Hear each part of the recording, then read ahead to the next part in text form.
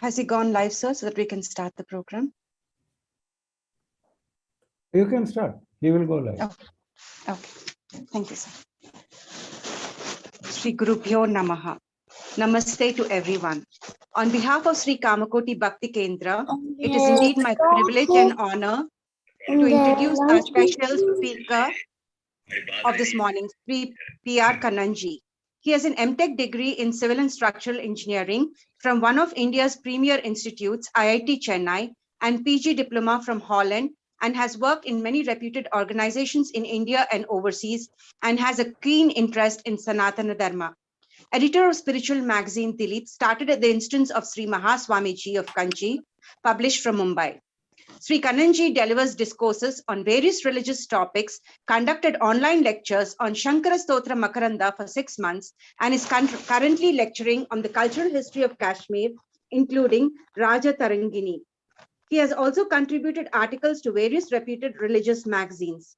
With the blessings and directives of Sri Shankaracharya Swamiji of Kanchi, he authored 40 books, including writings and translations, which include Shankara Stotra Makaranda, lecture notes of select Shankara Stotras, commentaries on Sri Rudram and Chamakam, Sri Guru Bhujanga Stotram, Adi Shankara Ashtotra Shatanama Vali, Amarnatha Mahatyam, Sri Pada Saptati, Lalita Trishati, Kanchi Mahima, Pitrukarya, Compendium of Important Rules, Smriti Mukta Phalam 1, Srimad Ramayana Dharma Sangraham, commentaries of Ashtapadis, Shiva Gita Sundaram, and Rama. Sri Kannanji was awarded titles Jagat Guru Seva Ratnam and Upanyasa Tilakam. I now request Sri P.R. Kannanji to kindly enlighten all of us with his insights on Paramacharya, the walking God.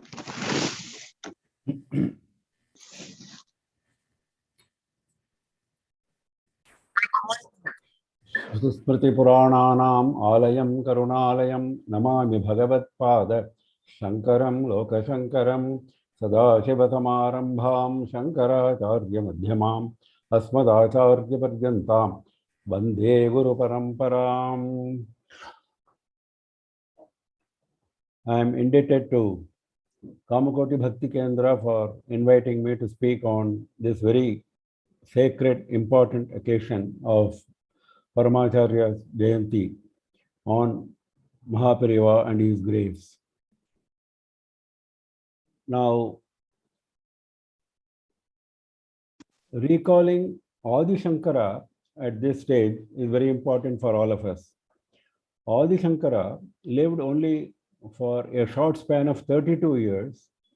He toured all over Bharata Desha, conducted spiritual Digvijaya. 3 times he went along the length and breadth of our vast country. He defeated 72 non-Vedic religions, established Advaita philosophy on a very strong footing. He established in this process 4 Amnaya Pithas. Amnaya means Veda. 4 Pithas in 4 places, in 4 corners of our Bharat Desha, with Rig Veda, Yajurveda, Samaveda, and Atharva Veda as the guiding Veda in those respective mathas. And finally, he went to Kanchipuram and stayed there for a few years. He was instrumental in building Kamakshi Temple, Varadaraja Temple, and Ekamreshwara Temple in Kanchipuram, and he established Kanchi Kamakoti Pitham, what is known as Moolamnaya Pitham. To distinguish it from the other 4 Amnaya Pithas, this is the Moolamnaya Pitham because that is where he stayed himself, and he performed Trikala Chandramaulishwara Puja on Yogalinga, one of the 5 Spatikalingas which he brought from Kailasa. He performed puja himself, and he established a lineage of Shankaracharyas in his own Moolamnaya Pitham in Kanchipuram. That is where we are now. And that Guru Parampara, which started 2500 years ago, is going with an unbroken tradition of 70 Acharyas. The present Acharya is the 70th Acharya, and today we are celebrating the Jayanti of the 68th Acharya, known as commonly as Walking God, Paramacharya, etc. Sri Chandrasekharendra Saraswati Swamiji. Now these four mathas, four peethams are all Advaita peethams, mainly established to further Advaita philosophy, further the practice of dharma among the people, and to see that our traditions are protected carefully in their pristine purity. Now, all these acharyas, 70 acharyas, and the acharyas that are going to come in future, are all same Shankaracharya. Shambhor Murtish Charati Bhavane Shankaracharya Rupa. So goes the words in praise of this Guru Parampara. Shambhor Murtihi, the very Murti of Parameshwara of Kailasa, has taken incarnation in the form of these succeeding Shankaracharyas. That is why it is in present tense. Charati Bhavane. Today, they are moving around us in this earth as Shankaracharyas. Now, they are known as Jagat Gurus. They are also known as Shankaracharyas. Guru, as we all know, Gukala Chandhakarastu Rukarastan Nirodhakaha Andhakara Nirodhitvate Gururit Abhidhiyate. The one who removes darkness by the light of knowledge is known as Guru. Here we are talking about spiritual knowledge, spiritual jnana, and removal of ajnana. Now, what is Shankaracharya? Shankara means one who does good for us. One who does good for us is Shankara. Sham karoti iti Shankara. Now, who is Acharya? Acharya is one who has studied Shastras in depth and he practices those Shastras in his daily life every moment. That is why he is known as Acharya. He is Shankara Acharya. He is Acharya who follows the Shastras and he does good for us. Achinoti Shastrarthan Acharya Sthapayatyapi. Swayam Acharate Yastu Sa Acharya Yutasmrataha.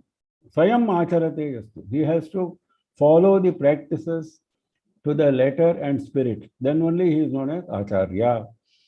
Now, while establishing Advaita Vedanta on a firm footing, Adi Shankara had to defeat mainly a shakha, a darshana of our own Sanatana Dharma known as Purva Mimamsa. Now, Purva Mimamsa was a theory which laid stress on primacy of karma and with no care for the concept of Ishvara. That was Purva Mimamsa. Now, Adi Shankara rectified this anomaly. He said, karma is definitely essential. Karma is the basic fundamental path, but it has to be tempered by the wetness of bhakti. It should not be dry karma. It should be tempered with the wetness of bhakti. That is the difference between Purva Mimamsa and Uttara Mimamsa. Now, why I'm saying this is, all these 70 acharyas and the acharyas who will follow are keeping this in mind while they conduct their own activities of the matham and while they teach the disciples what we have to do in our own daily life. That is where this concept of karma mixed with bhakti comes. Now, coming to Paramacharya's life, it's not possible to cover all the facets of his extraordinarily splendid life in this short span of few minutes, but we will try to have a quick glance of various contributions of his. Now, he took sannyasa at the age of 13. He was born on 20th May 1894 in a place called Villupuram, and he had no preparation for this exalted seat which he was going to occupy. He had not studied any Shastras, he had not studied any Vedas. He was in no way prepared for this assignment. He was like any other high school student in those days. And at the age of 13, when he took sannyasa, he himself has stated all that he knew was Ramanama. But from the age of 13, when he took sannyasa, up to the age of 20, he picked up all the knowledge of Vedas and Shastras from competent acharyas, and he picked up so fast. His picking up was because of his kushagra buddhi, intellect as sharp as kusha. There are a lot of stories about how he picked up Vedic lessons, etc. We will not go into each of those instances. But his spiritual attainment was growing simultaneously, not simply, that is something which we cannot understand at this distance of time. See, a student, a high school student who was in no way prepared for this kind of assignment, comes and receives sannyasa, and he starts learning Vedas, Shastras, etc. from competent gurus, and he starts performing Trikala Chandramaulishwara Puja every day. Now, this must be a very mechanical activity for a boy of that age, isn't it? But it was not. He had attained spiritual maturity right from day one. That is something which we will not be able to comprehend. That is where Parameshwara's grace comes in. Because what we are told is that when he was performing this Chandramaulishwara Puja, the Asthana Pandit asked him to perform with great attention, with great shraddha, and with a bhava of soham bhavana. Soham bhavana is, I am Parameshwara, I am no different from Parameshwara, with that concept. Now, anybody in Acharya's position would have replied, yes, true, I am doing it. He didn't say that. He said, do you mean to say that only during the time of puja we should have this attitude of soham, or we should have all the time? This was his reply. That shows the depth of spiritual attainment which he had already got even while he sat for the puja. Another instance during this young age is one Thiruvayaru Balakrishna Shastri, a great Vidwan, who thought this boy is a very young, he had performed many yagas, great scholar, Shrauta scholar. So he thought he would go, and he came with an attitude of examining a young boy. But on seeing Bala Yati, he himself has recorded, he did not say anything, he did not pursue with his examining attitude. He remembered a character in Upanishad called Upakoshala. Now, Upakoshala was the disciple of a guru called Satyakama, who did not teach anything to this disciple for more than 12 years. And he went away for a period of 12 years without teaching anything. He was absent. At the end of this 12-year absence, when he returned, he found that this disciple had learnt everything. He asked him, who had taught you in my absence? He said, Agni had taught me. And he found this spiritual tejas in his face. Now he remembered this Upakoshala, this Shastri remembers this Upakoshala when he saw this Paramacharya as a young boy. That is, that kind of spiritual tejas had dawned on him in spite of his being young and in spite of him being unprepared for this great spiritual feat. Now, coming to his activities and teachings, his main teaching was about adherence to dharma. There are 7 volumes of Daivat in Kural, as it is known in Tamil, Voice of God in English. Now, if you go through those 7 volumes, what you will find is his emphasis on dharma. Dharmo Vishwasya Jagata Pratishtha. It is dharma which is holding the world together. Dharana Dharma Ityahuhu Dharmo Dharayati Prajaha. So goes Mahabharata. So it is dharma which is holding us together. Dharma eva hato hanti dharmo rakshati rakshataha. If you follow dharma, if you protect dharma, dharma will protect you. If you violate dharma, dharma will trouble you.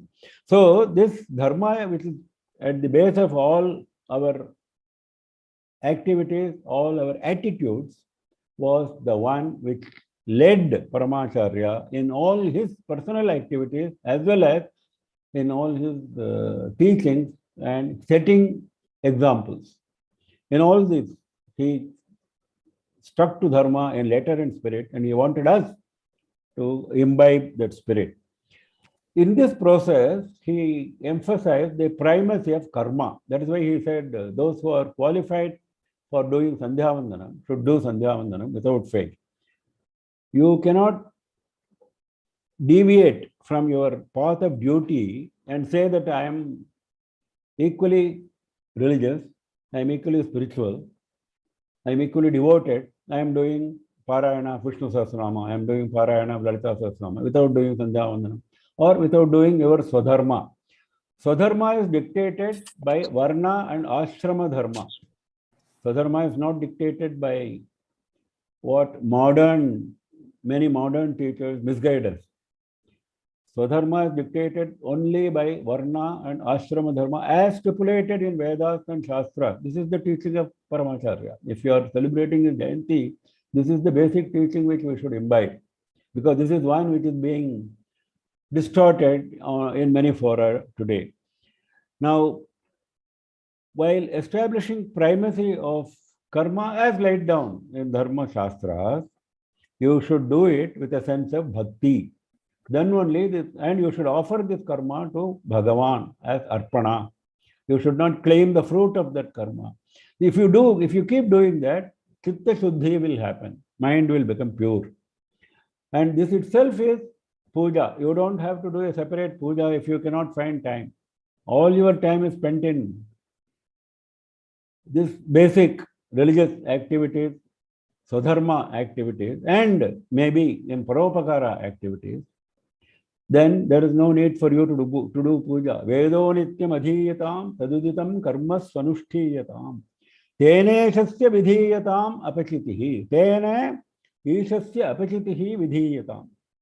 The puja of Ishvara is already over by doing your Swadharma, karma swanushtiyatam. This is what Adi Shankara said. This is what Paramacharya has been emphasizing. In fact, he used to tell the story of a Raja and a servant. Raja has laid down certain duties for the servant. Now, servant is not doing any of those duties. He goes and stands in front of the king and keeps on praising him day in and day out. Now, if the Raja is foolish, he will reward this servant. If the Raja is wise, he will punish this servant. This is what he said. Because the servant has not done his duty, he is simply standing there praising him. This is what Ishvara will do to us. If we stand in front of Ishvara and keep praising him, read his Parayana of Shlokas and this and that, without doing our Swadharma. This is the example which we have to remember, which Paramacharya taught us. Now,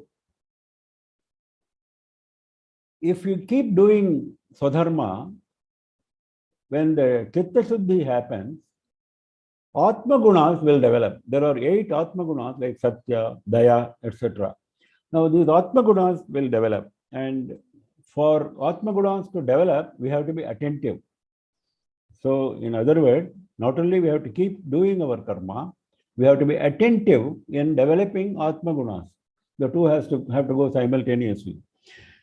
Now, this he taught us through various events. Now, I will not go into events which are popularly construed as miracles, which Paramacharya has shown on his disciples, on his devotees.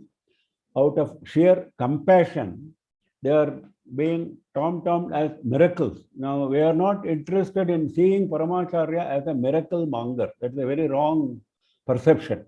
We should see Paramacharya as an exemplar of Dharma, as an exemplar of Vedic teachings, as an exemplar of guiding us on our spiritual path. Now, that guidance will not come if you see him as a miracle monger. So, I will not go into that kind of stories.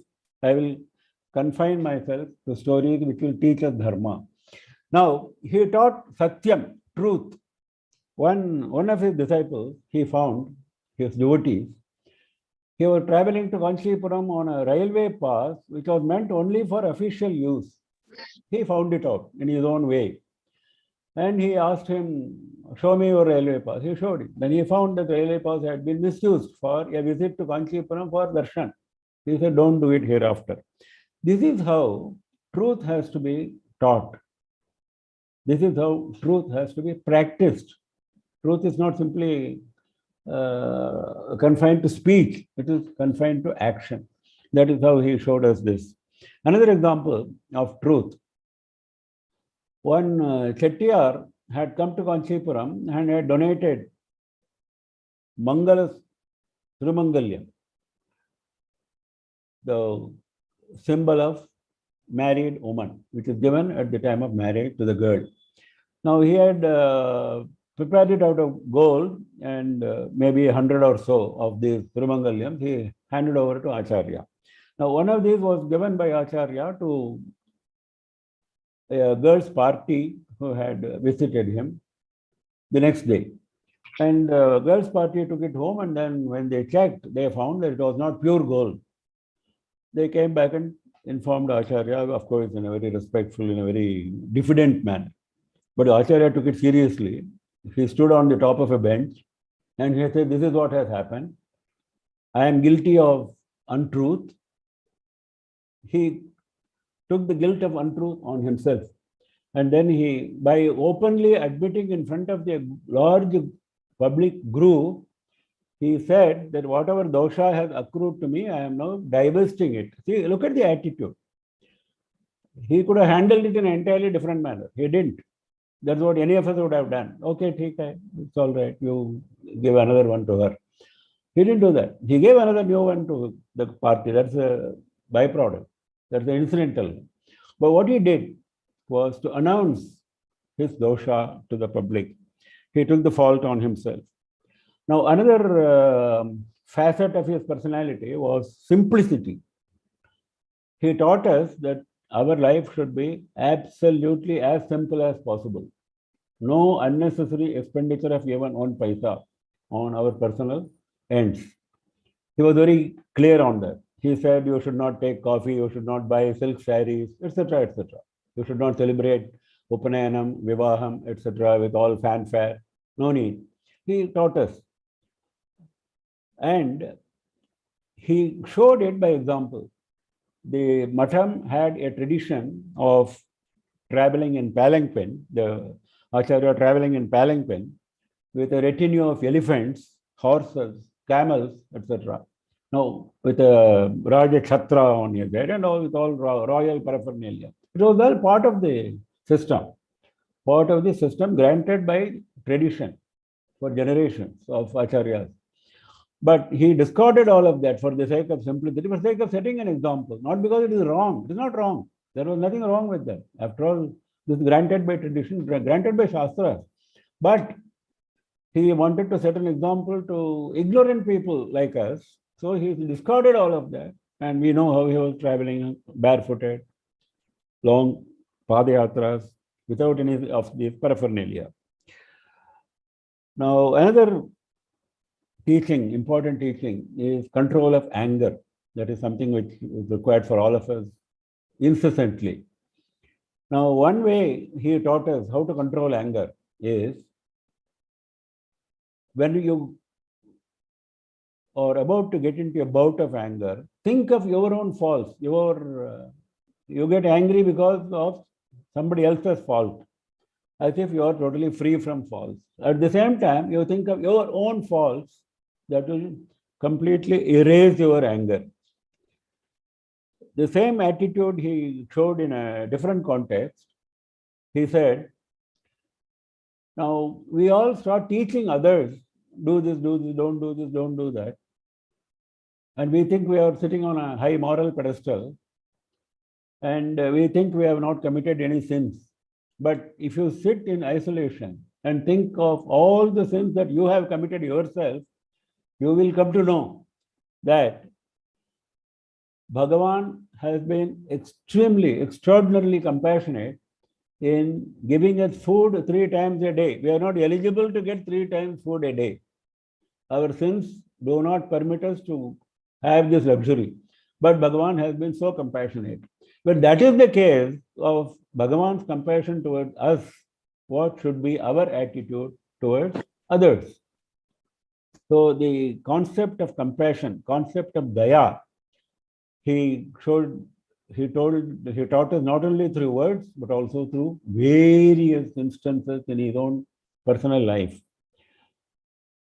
When he was in Sri Shailam in Andhra Pradesh, when he found a lot of hill tribals coming and having darshan, during lunchtime, he ordered extra laddus to be prepared and served in plenty, in abundance, in each leaf. People were wondering why so many laddus are being served and we cannot eat. And he also told them, don't take the trouble of eating all the laddus. If you cannot eat, no problem. Leave aside. So this was another mystery to those who were there. The mystery was solved when all the laddus were left back on those leaves, and all the leaves were thrown away to those tribal people, because tribal people were used to eating from these leaves which have been eaten by others. This was the tradition. You cannot change that overnight. And he understood that. See, look at the practical aspect of it. He understood that, and he wanted them, if you go and give them laddus, they will not eat. If you give them laddus in this manner, they will eat. This is what he understood. This is what he made us practice. This is the compassion. This is the real compassion. Another, in one of his Andhra trips, in one of the remote villages, when he was camping and doing his Chandramauliswara Puja, a boy came, was totally unknown to the matha. He came during hours when nobody noticed him, maybe early in the morning, and left a basket of bilva leaves. And those bilva leaves are being used by him for the daily puja with great happiness. And he wanted to know, who is this person? Nobody knew, because the bilva leaves were found there on the pyal every day, but nobody knew from where it came. Then finally they found, somebody kept a watch and found there was a boy, and he said the boy should be brought before him. Then he asked that boy, what do you want? And he was surprised by the prarthana of the boy. The boy prayed that he should get moksha. He said, Acharya said, no big scholars have asked for moksha. And he said, okay, granted. The boy left. Now, after many years, when Paramacharya was in Kanchipuram, when this boy died a natural death, he remembered the occasion. He went for a bath at that very moment. He went for a bath, and he came back to his seat after the bath. And at that time, they got a telegram saying this boy has died. He said, that is the way I took a bath, and then I granted him moksha. I ensured that he gets moksha. This is the kind of compassion which he has shown us. Now, this is being Advaita Pitha. We have to concentrate on Advaita. Before that, before going to the level of Advaita Jnana, one has to do all this Swadharma, development of Atma Gunas. And for development of Atma Gunas, you have to be liberal with your Ishta Dharmas and Purta Dharmas. We just referred to simplicity. That is, reducing your own wants so that you can help others. That is the basic principle. Ishta Dharmas are, Ishta and Purta, both these are as per Shastras. These dharmas are for public good, not for private good. Now, Ishta dharmas are religious activities, that is Veda Parayana, puja in temples, etc., for public good. Purta dharmas are secular activities for public good, like distribution of water, annadanam, construction of roads, even construction of temples, even construction of aprakarya centers, etc., etc. Now, Shastra says you should spend your money on Ishta dharmas and Purta dharmas after fulfilling your own personal needs. Now, our own personal needs, there is no end. So, Paramacharya made it very clear that you should reduce as much as possible, your personal end, so that you can spend on Ishtadharmas and Purtadharmas liberally. Now, to that end, he said, Vedas, which were not in a very fertile, growing, blossoming situation during his time, he was very worried that Vedas are not blossoming. This land of Vedas, those who are studying Vedas, number of people is shrinking every day. Vedas are not prospering. So he established a lot of Veda Pathashalas. And how will these Veda Pathashalas will survive? By people adopting this concept of Ishtadharma and Purtadharma. That is why he introduced this Pidi Arishi, the term, handful of rice scheme, so that you will donate some food to these Vidyarthis and Adhyapakas. And to this end, he established Veda Dharma Shastra, Paripalana Sabha, Veda Rakshana Nidhi Trust, and so on. And if you have traveled further on the path of Jnana, and if you want to know about Advaita, after all, our Pitha is Advaita Pitha, he established Advaita Sabha, where Advaita discussions, debates took place every year, and Vidwans were honored. Those traditions are all continuing in a bigger way these days. I am only talking about his time. Now, the succeeding Acharyas, 69th and 70th Acharyas, have taken all these steps in a very, very glorious way, have established Vedas, Shastras, Advaita, etc. on very firm footing. A lot of initiatives have been taken or being taken every day. I am not going into those now. Paramacharya also started with the Agama Shilpa Sadas, so that our Agamas and Shilpa Shastras, folk arts, etc. are protected. And for reviving Vedic shakhas, which were about to die for want of practitioners, he sent people all over India and found out some unknown shakhas like Maitrayani Shakha of Yajurveda, like Ranayani Shakha of Jaimini Shakha of Samaveda, etc. He revived them. He propagated them. Now, in fact, we have these shakhas are on a very firm footing these days. And a place called Tiruvadai Mardur, Madhyarjuna Kshetra in Tamil Nadu, where Bhagavan Parameshwara himself came and spoke, Satyam Advaitam Eva. Truth is Advaitam only, to Adi Shankara. Now, our Paramacharya went there and established a Shankara Matham where this Shivalinga is, Pratima is established with a hand coming out of that Shivalinga, proclaiming that Advaita is the only truth. Now, he called 108, this is in 1963, he called 108 Vidwans of Advaita Vidwans and honored them with silk shawls after offering those shawls at the feet of Adi Shankara. Now, this kind of spiritual example which he set, many examples can be mentioned. Tiruppave, Tiruvampave. He never permitted anyone to develop any hostility towards Vishishtadvaita or Dvaita. Everyone should follow his sampradaya and try to advance on the spiritual path as ordained by the Acharya of that sampradaya. He was very clear on that. So he had very cordial relations with the practitioners of all those matas, and he propagated Tiruppavai and Tiruvampavai for that reason equally. Coming to secular aspects, one example only I will give before I close this short lecture. When our Indian Constitution was being drafted and ushered in Parliament, there was no chapter on fundamental rights. Right to practice religion was not there in the draft Constitution. And this went to the notice of Paramacharya. And he took it so seriously.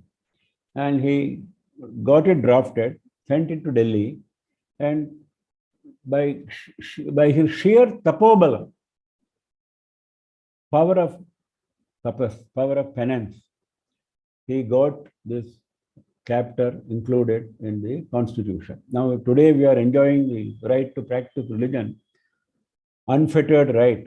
That is because of this great compassion, great foresight, which was shown by our Paramacharya.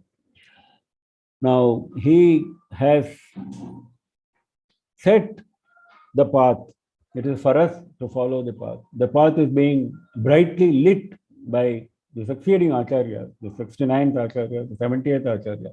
69th Acharya Jayanti Swamigal established Janakalyan and so many other activities. Ramajanma Bhumi was very active and so on. Similarly, now our present Acharya has introduced so many initiatives. Every day there's a new initiative coming from Srimatham, Sampradaya for girls and so on. Now, all these are in the same direction, on the same path of Dharma, which was set up, brightly lit by our Paramacharya. As I said, we have no time to go into all the aspects of all the activities, all the facets of his personality. It's impossible, even in a lecture which will run into hundreds of hours. But we have tried to look from a very long distance, a small, short glimpse into his multifaceted, glorious personality, so that we can derive whatever little we can derive. Even in Swalpamapi Dharmasya, as Bhagavad Gita says, even a little dharma will take us a long way. Yadyad acharati shreshtaha tatta devetaro janaha sayat pramanam kurute lokas tadanu vartate. Whatever a leader does, the others follow. So that is what Paramacharya has shown us. So we have to not only do it in our own life, we have to set up our own examples in our own personal life.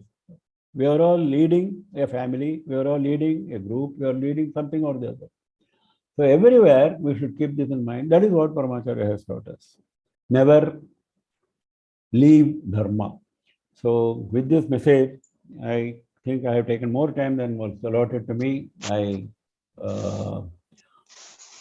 try to close this lecture with again reiterating my thanks to Kamakoti Bhakti Kendra, led by Himabindu Paida ji and others, other organizers, for having given me this opportunity. And I understand that a number of children are now going to render Adi Shankara Virishita Stotras.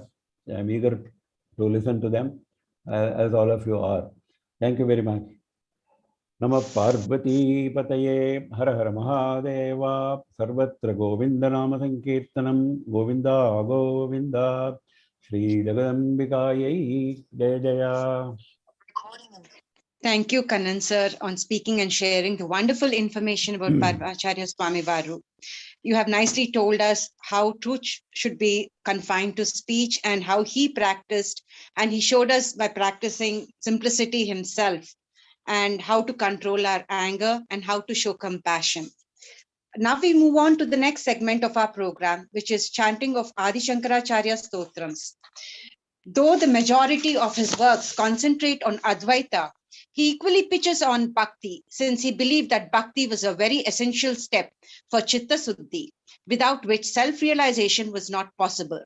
Hence, he composed verses and hymns in praise of every Lord, the majority of which were concentrated on Vishnu, Shiva, and Shakti. He wanted the people to worship the Lord in any form of their wish, the results of which must finally purify the mind and make it fit for self-realization. Guru Stotram. Guru is Ishvara in human form, but who is, however, free from the triple functions of creation, preservation, and destruction, which pertain only to Ishvara. If we have absolute faith in him, the Guru will shower us with all for which we go to God. In fact, God is needed only when we cannot find a Guru. Guru Bhakti is even higher and more efficacious than Daiva Bhakti. I now invite Chiranjeevi Jayant Jandiala to recite the stotrams.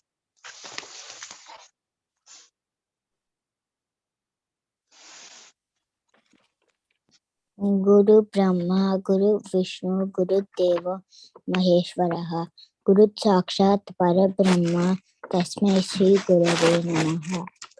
Narayana Sanamarambam, Vyasa Shankara Madhyamam, Asmat Acharya Paryantam, Vande Guru Paramparam.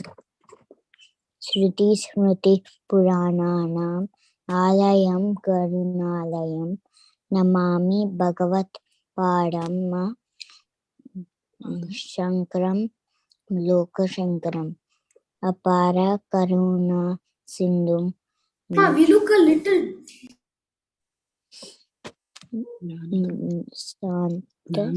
Jnanadam Sante Rupinam Sri Chandrasekhara Gurum Pranami Mudavahamam Vaham Parityaja Maunam Vadadati Dinsha Vraja Vrajan Maratasya Prareshat Pradesham Madhu Sindha Madhustyanti Vacha Janan Dharma Marge Nyayam Sri Jayendra Guru Paramparam. Thank you, Jayant. Pratasmarana Stotram. This is a prayer composed by Sri Adi Shankaracharya, consisting of 3 stanzas in which the mind, manas, speech, vak, and body, kaya of the individual are sought to be dedicated to the Supreme Spirit. I now invite Shrikar and Shreya Nalagunda to chant the Pratasmarana Stotram.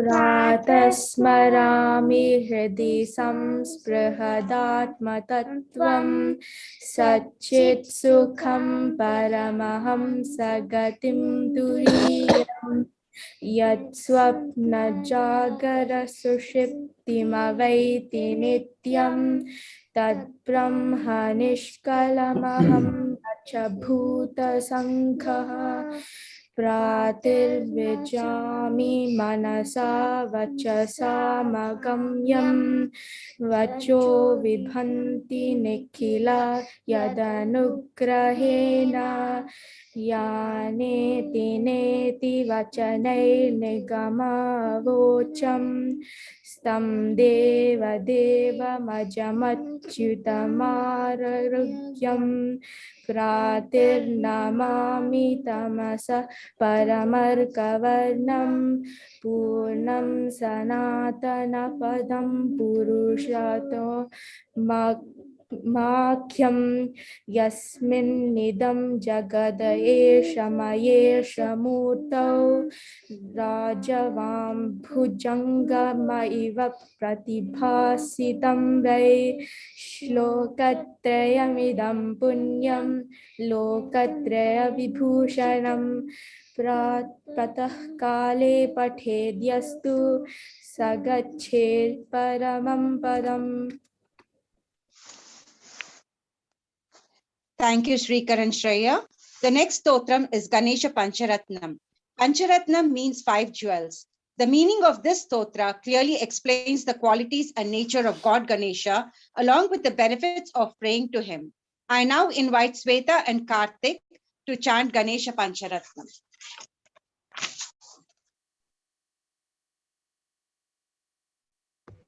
Namaste.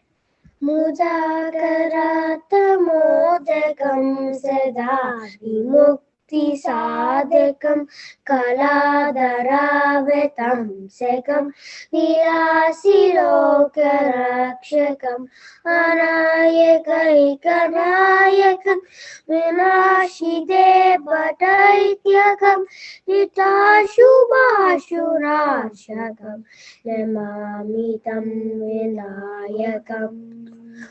नतेतरादिभीकरं नवोदितार्कभास्वरं नमत्सुरारिनिर्जनं नताधिकापदुत्तरं सुरेश्वरं निधीश्वरं गजेश्वरं गणेश्वरं महेश्वरं तमाश्रये परात्परं निरन्तरम् समस्तलोकशङ्करं निरस्तदैत्यकुञ्जरं दरेतरोदरं वरं वरे भवद्रमक्षरं कृपाकरं क्षमाकरं मुदाकरं यशस्करं मनस्करं नमस्कृतं नमस्करोमि भास्वरम् अकिञ्चनार्तिमाजनं चिरन्तनोक्तिभाजनं पुरारिपूर्वनन्दनं सुरारिगर्वचर्वनं प्रपञ्चनाशभीषणं जनं जयादिभूषणं कपोलदानवारणं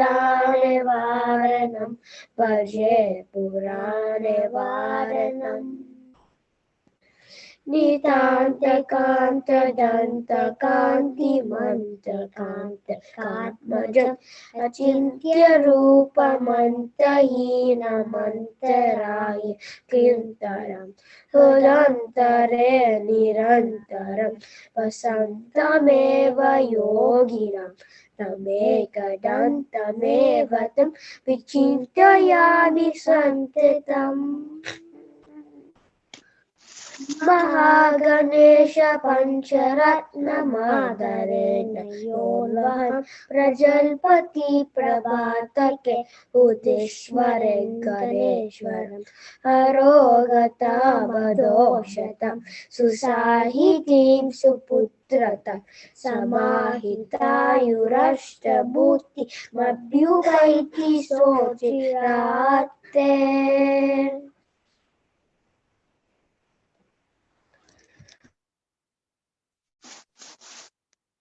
Thank you, Sweta and Karthik.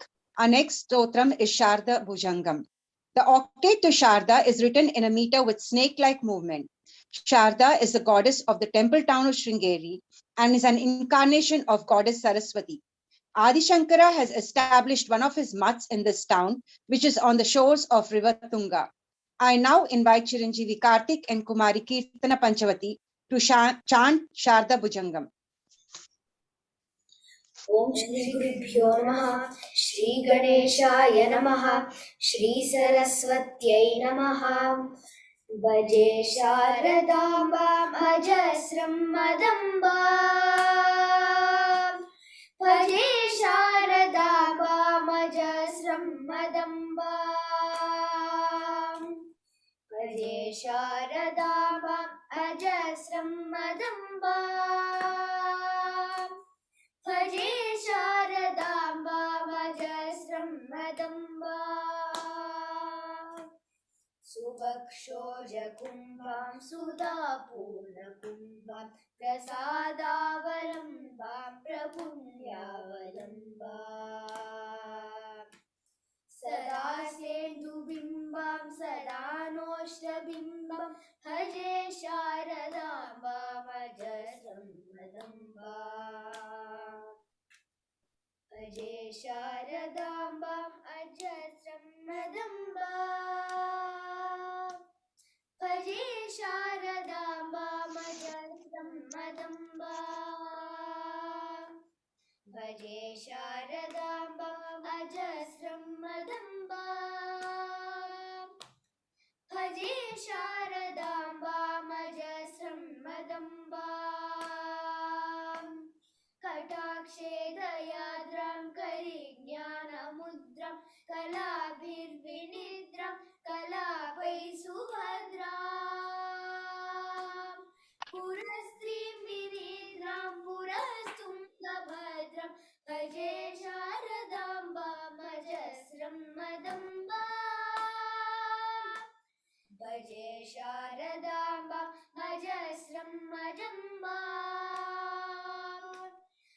भजे शारदाम्बामजस्रं मदम्बा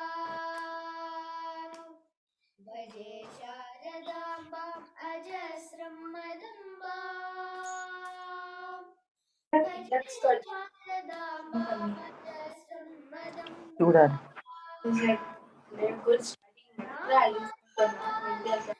रसगानलोलं स्वभक्तैकपालं यशस्वी Coppola करेत्वक्षमालां करत्प्रत्नलोलं भजे शारदाम्बामजस्रं मदम्बा सुसीमन्तवेणि त्रिशनिर्जितैनि रमत्कीरवाणि नमध्वजपाणि सुधामन्तरस्य मुदाचिन्त्यवेणि भजे शारदाम्बा मजस्रं मदम्बा भजे शारदाम्बा अजस्रं मदम्बा भजे शारदाम्बामजस्रं मदम्बा भजे शारदाम्बाम् अजस्रं मदम्बा भजे शारदाम्बामजस्रं मदम्बा सुशान्तां सुदेहं त्रिगन्धे गजान्तं लसत्सल्लताङ्गी अनन्त्यामचिन्त्या स्मृतां तां वै सर्गपूर्वस्थितां तं भजे शारदाम्बामजस्रं मदम्बा भजे शारदाम्बाम् अजस्रं मदम्बा भजे शारदाम्बामजस्रं मदम्बा भजे शारदाम्बाम् अजस्रं मदम्बा भजे शारदाम्बामजस्रं मदम्बा कुरङ्गे तुरङ्गे मृगेन्द्रे खगेन्द्रे मराडे मधेबे महोक्षेदिरूढा महत्यां नवम्यां सदा सामरूपं भजे शारदाम्बामजस्रं मदम्बा भजे शारदाम्बामजस्रं मदम्बा भजे शारदाम्बामजस्रं मदम्बा भजे शारदाम्बाम् अजस्रं मदम्बा भजे शारदाम्बामजस्रं मदम्बा ज्वलत्कान्तिवह्निं जगन्मोहनाङ्गीं भजे मानसाम्भोज शुभ्रान्तभृङ्गीं निजस्तोत्र संगीत नित्यप्रभाङ्गीं भजे शारदाम्बामजस्रं मदम्बा भवाम्भोजनेत्राच्य सम्पूज्यमान लसन्मन्दहास प्रभावत्र चिह्नं शरच्चञ्चराचारुताटङ्कगनं भजे शारदाम्बामजस्रं मदम्बा भजे शारदाम्बाम् अजस्रं मदम्बा भजे शारदाम्बामजस्रं मदम्बा भजे शारदाम्बाम् अजस्रं मदम्बा भजे शारदाम्बामजस्रं मदम्बा। ओम Shri कृष्णार्पणमस्तु। Thank you, Karthik and Kirtana. The next stotram is the Ganesha Bhujangam stotram. The Ganesha Bhujangam lyrics are composed in a unique way, explaining the Ganesha in his dancing form. Worshipping the Nritya Ganapati is considered very auspicious and is regarded as a great way to meditate on the Lord. Now I invite Srimati Manikyavalli Garu to chant Ganesha Bhujangam. Om Shri Gurubhyo Namaha. Rana Kshudra Ghanta निनादाभिरामं चलत्ताण्डवोद्दण्ड वत्पद्मतालं लसत्तुन्दिलाङ्गो हरिव्यालहारं गणाधीशमीशान सूनुं तमीडे गणाधीशमीशान सूनुं तमीडे ध्वनिध्वंसवीणा लयोल्लासिवक्त्रं स्फुरच्छण्डदण्डोल्लवद्बीजपूरं गलद्दर्पसौगन्ध्य लोलालिमालं गणाधीशमीशान सूनुं तमीडे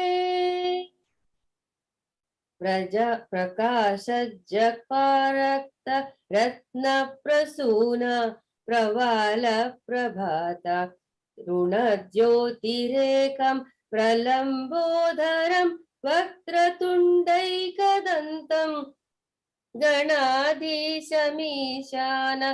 सूनुं तमीडे विचित्रस्फुरद्रत्न माला किरीटं किरीटोल्लसच्चन्द्र रेखा विभूषं विभूषैकभूषं भवध्वंसहेतुं गणाधीशमीशान सूनुं तमीडे उदं चद्भुजा वल्लरी दृश्यमूलो चलद्भूलता विभ्रमभ्राजदक्षं मरुत्सुन्दरी चामरैः सेव्यमानं गणाधीशमीशान सूनुं तमीडे स्फुरन्निष्ठुरा लोलपिङ्गाक्षितारं कृपाकोमलोदार लीलावतारं कलाबिन्दुगं गीयते योगिवर्यै गणाधीशमीशान सूनुं तमीडे यमेकाक्षरं निर्मलं निर्विकल्पं गुणातीतमानन्द माकारशून्यं परं पारमोङ्कार वाम्नाय गर्भं वदन्ति प्रगल्भं पुराणं तमीडे चिदानन्दसन्द्राय शान्ताय तुभ्यं नमो विश्वकर्त्रै च हर्त्रै च तुभ्यं नमोऽनन्तलीलाय कैवल्यभासे नमो विश्वबीज प्रसीदेश सूनो इमं सुस्तवं प्रातरुत्थाय भक्त्या पठेद्यस्तु मर्त्यो लभेत् सर्वकामान् गणेश प्रसादेन सिद्ध्यन्ति वाचो गणेशे विभौ दुर्लभं किं प्रसन्ने जय जय शंकर हर हर Shankar. Thank you, Manikyavalli Rao Garu. The next stotram is Subramanya Bhujangam. Subramanya Bhujangam is a stotra sung under the inspiration by Sri Adi Shankara at Tiruchendur. When he meditated upon Sri Subramanya, he became aware of a self-luminous light shining in his heart, and words came out his mouth in extempore in Bhujanga meter. Now I invite Twisha Sri Raman to chant Subramanya Bhujangam.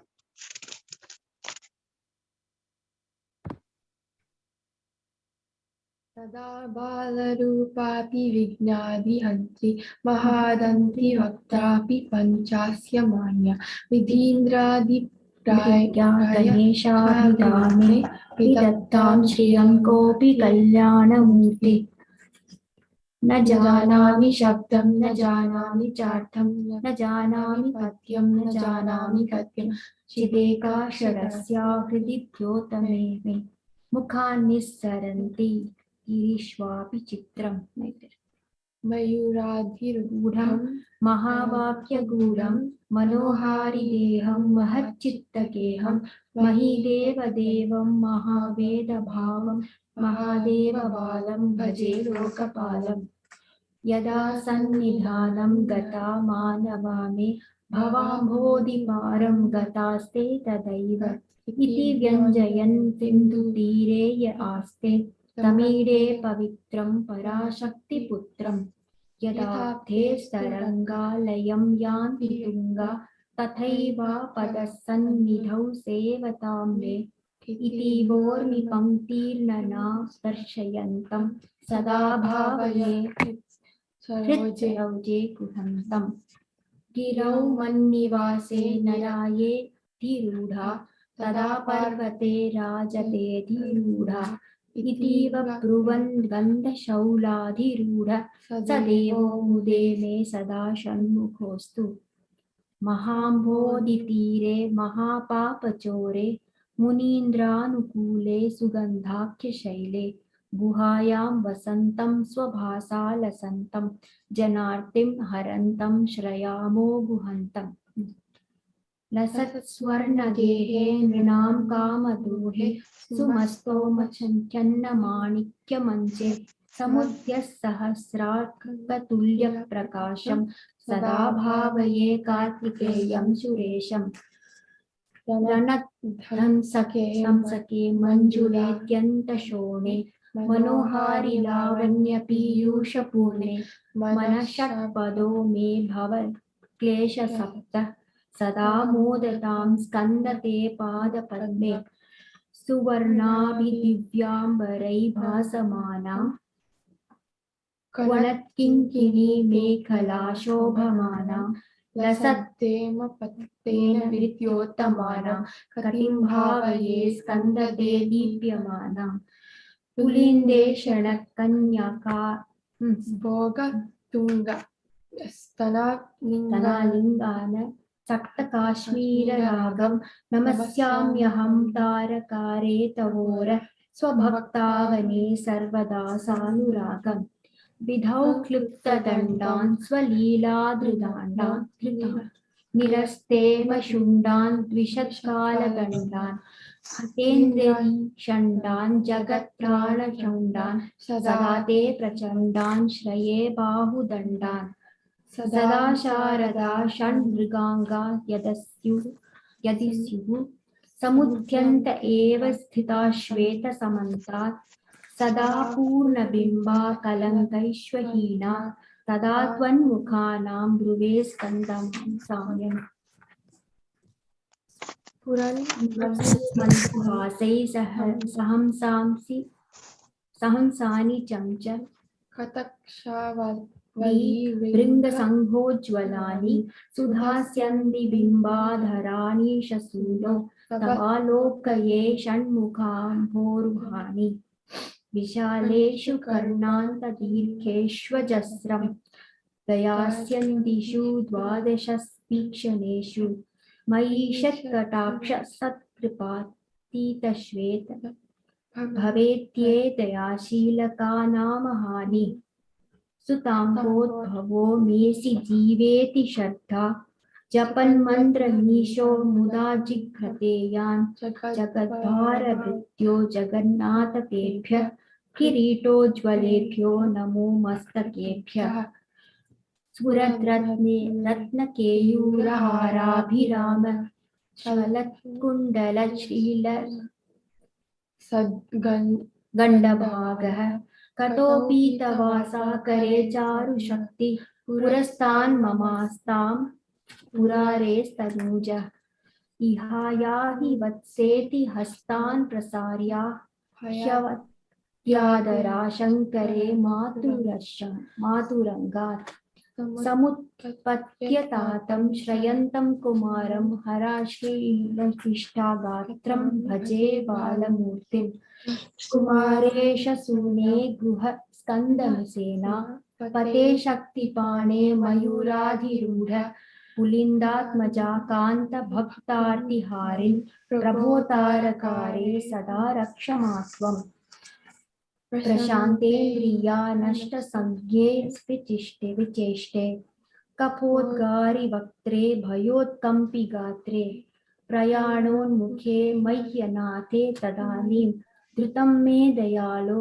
भवाग्रे गुहत्वम् कृतान्तस्य दूतेषु चण्डेषु कोपात् दहच्छिन्दी भिन्देति मां तच्चयत्सु मयूरं समारुह्य मा भैरेति त्वं पुरशक्तिपाणिर्ममायाहि शीघ्रम् प्रणम्या सकृत् पादयोस्ते पतित्वा प्रसाद्य प्रभो प्रार्थयेनेकवारं न वक्तुं क्षमोऽहं तदानीं कृपाब्धे न कार्यान्तकाले मनागुप्यपेक्षा सहस्राण्डभोक्ता त्वया शूरनामा हतस्तारकः सिंहवक्त्रश्वदैत्यः ममान्तः हृदिस्थं मनक्लेशमेकं न हंसिं प्रभो किं करोमि क्वयामि अहं सर्वदा दुःखभारावसन्नो भवान् दीनबन्धुस्त्वदन्यं न याचे भवद्भक्तिरोधं सदा क्लुप्तबाधं ममाधिं धृतं नाशयो मासु तत्त्वम् अस्मारकुष्ठक्षयक्ष प्रमेह ज्वरोन्मादकुल्मादिरोगा महान्तः पिशाचाश्व सर्वे भवत्पत्रभूतिं विलोक्य क्षणात् तारकारे द्रवन्ति ऋषिस्कन्दमूर्ति श्रुतौ स्कन्दकीर्ति मुखे मे पवित्रं सदा तच्चरित्रम् करे तस्य कृत्यं विपुस्तस्य भृत्यं गृहे सन्तु लीना ममाशेषभावः मुनीनामुताहो नृणां भक्तिभाजाम् अभीष्टप्रदा सन्ति सर्वत्र देवाः नृणामन्त्यजानामपि स्वार्थदाने गुहादेवमन्ये न जाने कलत्रं सुता बन्धुवर्ग पशुर्वा नरो वाथ नारी गृहे ये मदीयाः यजन्तो नमन्तस्तुवन्तो भवन्तं स्मरन्तश्वते सन्तु सर्वे कुमार मृगा पक्षिणो दंशका ये च दुष्टा तथा व्याधयो बाधका ये मदङ्गे भवच्छक्तितीक्ष्णाघ्रभिन्ना सुदूरे विनश्यन्तु चे चूर्णितकंसशैले जनित्री पिता च स्वपुत्रापराधं सहेते न किं देवसेनाधिनाथ अहं चाति बालो भवान् लोकतात क्षमस्वापराधं समस्तं महेश नमः केकिने शक्तये चापि तुभ्यं नमः शागतुभ्यं नमः कुक्कुटाय नमः सिन्धवे सिन्धुदेशाय तुभ्यं पुनः स्कन्दमूर्ते नमस्ते नमोस्तु जयानंद भूमन जयापारधामन जयामोघकीर्ते जयानंद मूर्ते जयानंद सिंधो जयाशेष बंधो जयत्वं सदा मुक्तिदानेश शून्ये भुजंगाख्यावृत्तेन क्लिप्तं स्वं यः पठे भक्तियुक्तो गृहं संप्रणम्य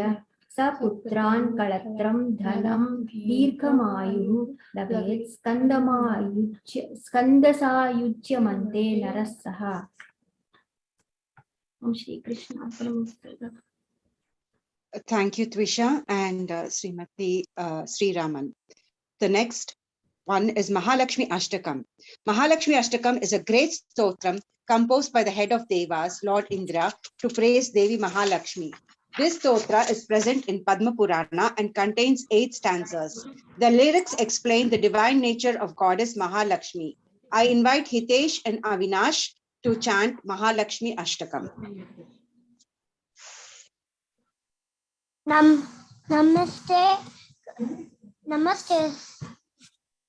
Namaste to Mahamaya Sri Pite Surapurita Shankar Chakra Gada Haste Mahalakshmi Namostute Namaste Garuda Rude Kora Suran Payankari Sarva Papa Hare Devi Mahalakshmi Namostute Sarvagna Sarvavarade Sarvadosta Bhayankare Sarvadokahare Devi Mahalakshmi Namostute Siddhi Buddhi Prade Devi Bhukti Mukti Pradayini Mantra Murti Sada Devi Mahalakshmi Namostute Ajanta Rahate Devi Adi Shakti Maheshwari Oga Sambhute Mahalakshmi Namostute.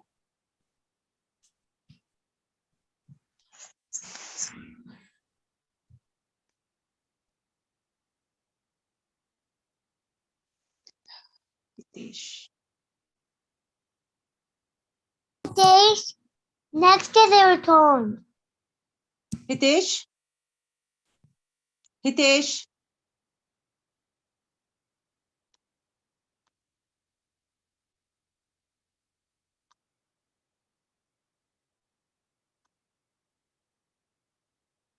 Hitesh. He is on mute. Hitesh, you're on mute.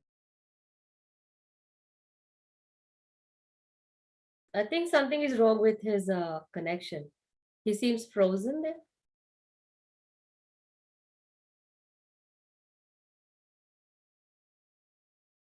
Just give him 1 minute.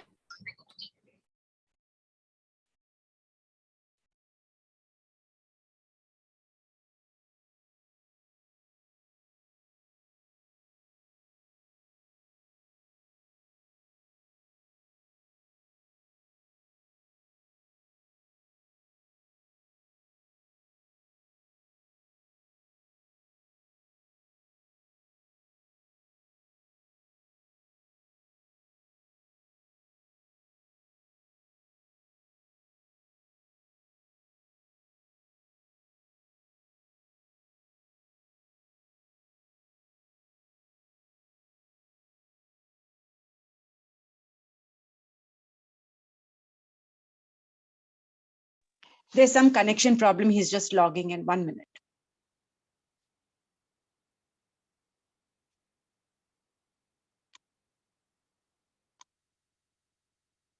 Kameshwari, can you just track him?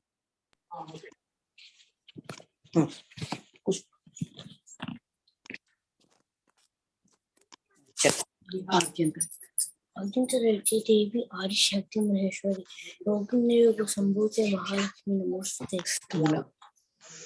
Stula Shukma Maharadra Mahashakti Mahodare Mahapapa Hare Devi Mahalakshmi Namostute Padma Samastite Devi Parabrahma Swarupani Parameshi Jagannatha Mahalakshmi Namostute Shvetam Bhadare Devi Nana Lankara Bhushate Jagastite Jagannatha Mahalakshmi Namostute Mahalakshmi Astakam Shota Mishpati Bhakti Manaraha Sarvasiddhi Moapnoti Adam Prapnoti Sarvada Eka Kale Patel Mitram Dhaanya Mahapapa Vinasham Kalam Yaspati Mitram Dhaanya Samandha Sakalam Yaspati Mitram Mahashatru Vinashanam Mahalakshmi Mitram Prasanna Vrada Sabha.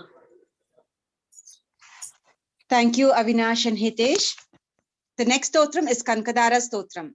One day, Adi Shankara, as a young boy, was on Bhiksha for alms to prepare for his lunch and happened upon the doorstep of a very poor Brahmin lady. Having nothing edible in her home, the lady frantically searched her house only to find a single amla fruit, which she then hesitantly offered to Shankara. Shankara was so moved by the incredible kindness and selflessness of this woman that he burst forth into poetry and sang 22 stanzas in praise of goddess Lakshmi. I invite Srimati Kalamalini ji to chant Kankadara Stotram. Shri Gurubhyo Namaha, Shri Kanakadara Stotram. Angam Harehe Pulaka Bhushanam Ashrayanti Bringanganeva Mukula Bharanam Tamalam Angi Krita Kila Vibhuti Apangalila माङ्गल्यदास्तु मम मङ्गलदेवतायाः मुग्धा मुहुर्विदधति वदने मुरारेः प्रेमत्रपा प्रणिहितानि गदा गदानि मालादृशोर्मधुकरीव महोत्पलेया सा मे श्रियं दिशतु सागरसम्भवायाः विश्वामरेन्द्रपदविभ्रमदानदक्षम् आनन्दहेतुरधिकं मुरविद्विषोऽपि ईशन्निक्षीदतु मयि क्षणम् ईक्षणार्धम् इन्दीवरोदर सहोदरम् इन्दिरायाः आमीलिताक्षमधिगम्य मुदा मुकुन्दम् आनन्दकन्दमनिमेषमनङ्गतन्त्रम् आकेकरस्तिक्तकनीनिकपक्ष्मनेत्रम् भूत्यै भवेन्मम भुजङ्गशयाङ्गनायाः बाह्वन्तरे मधुजितश्रितकौस्तुभेया हारावलीव हरिनीलमयी विभाति कामप्रदा भगवतोऽपि कटाक्षमाला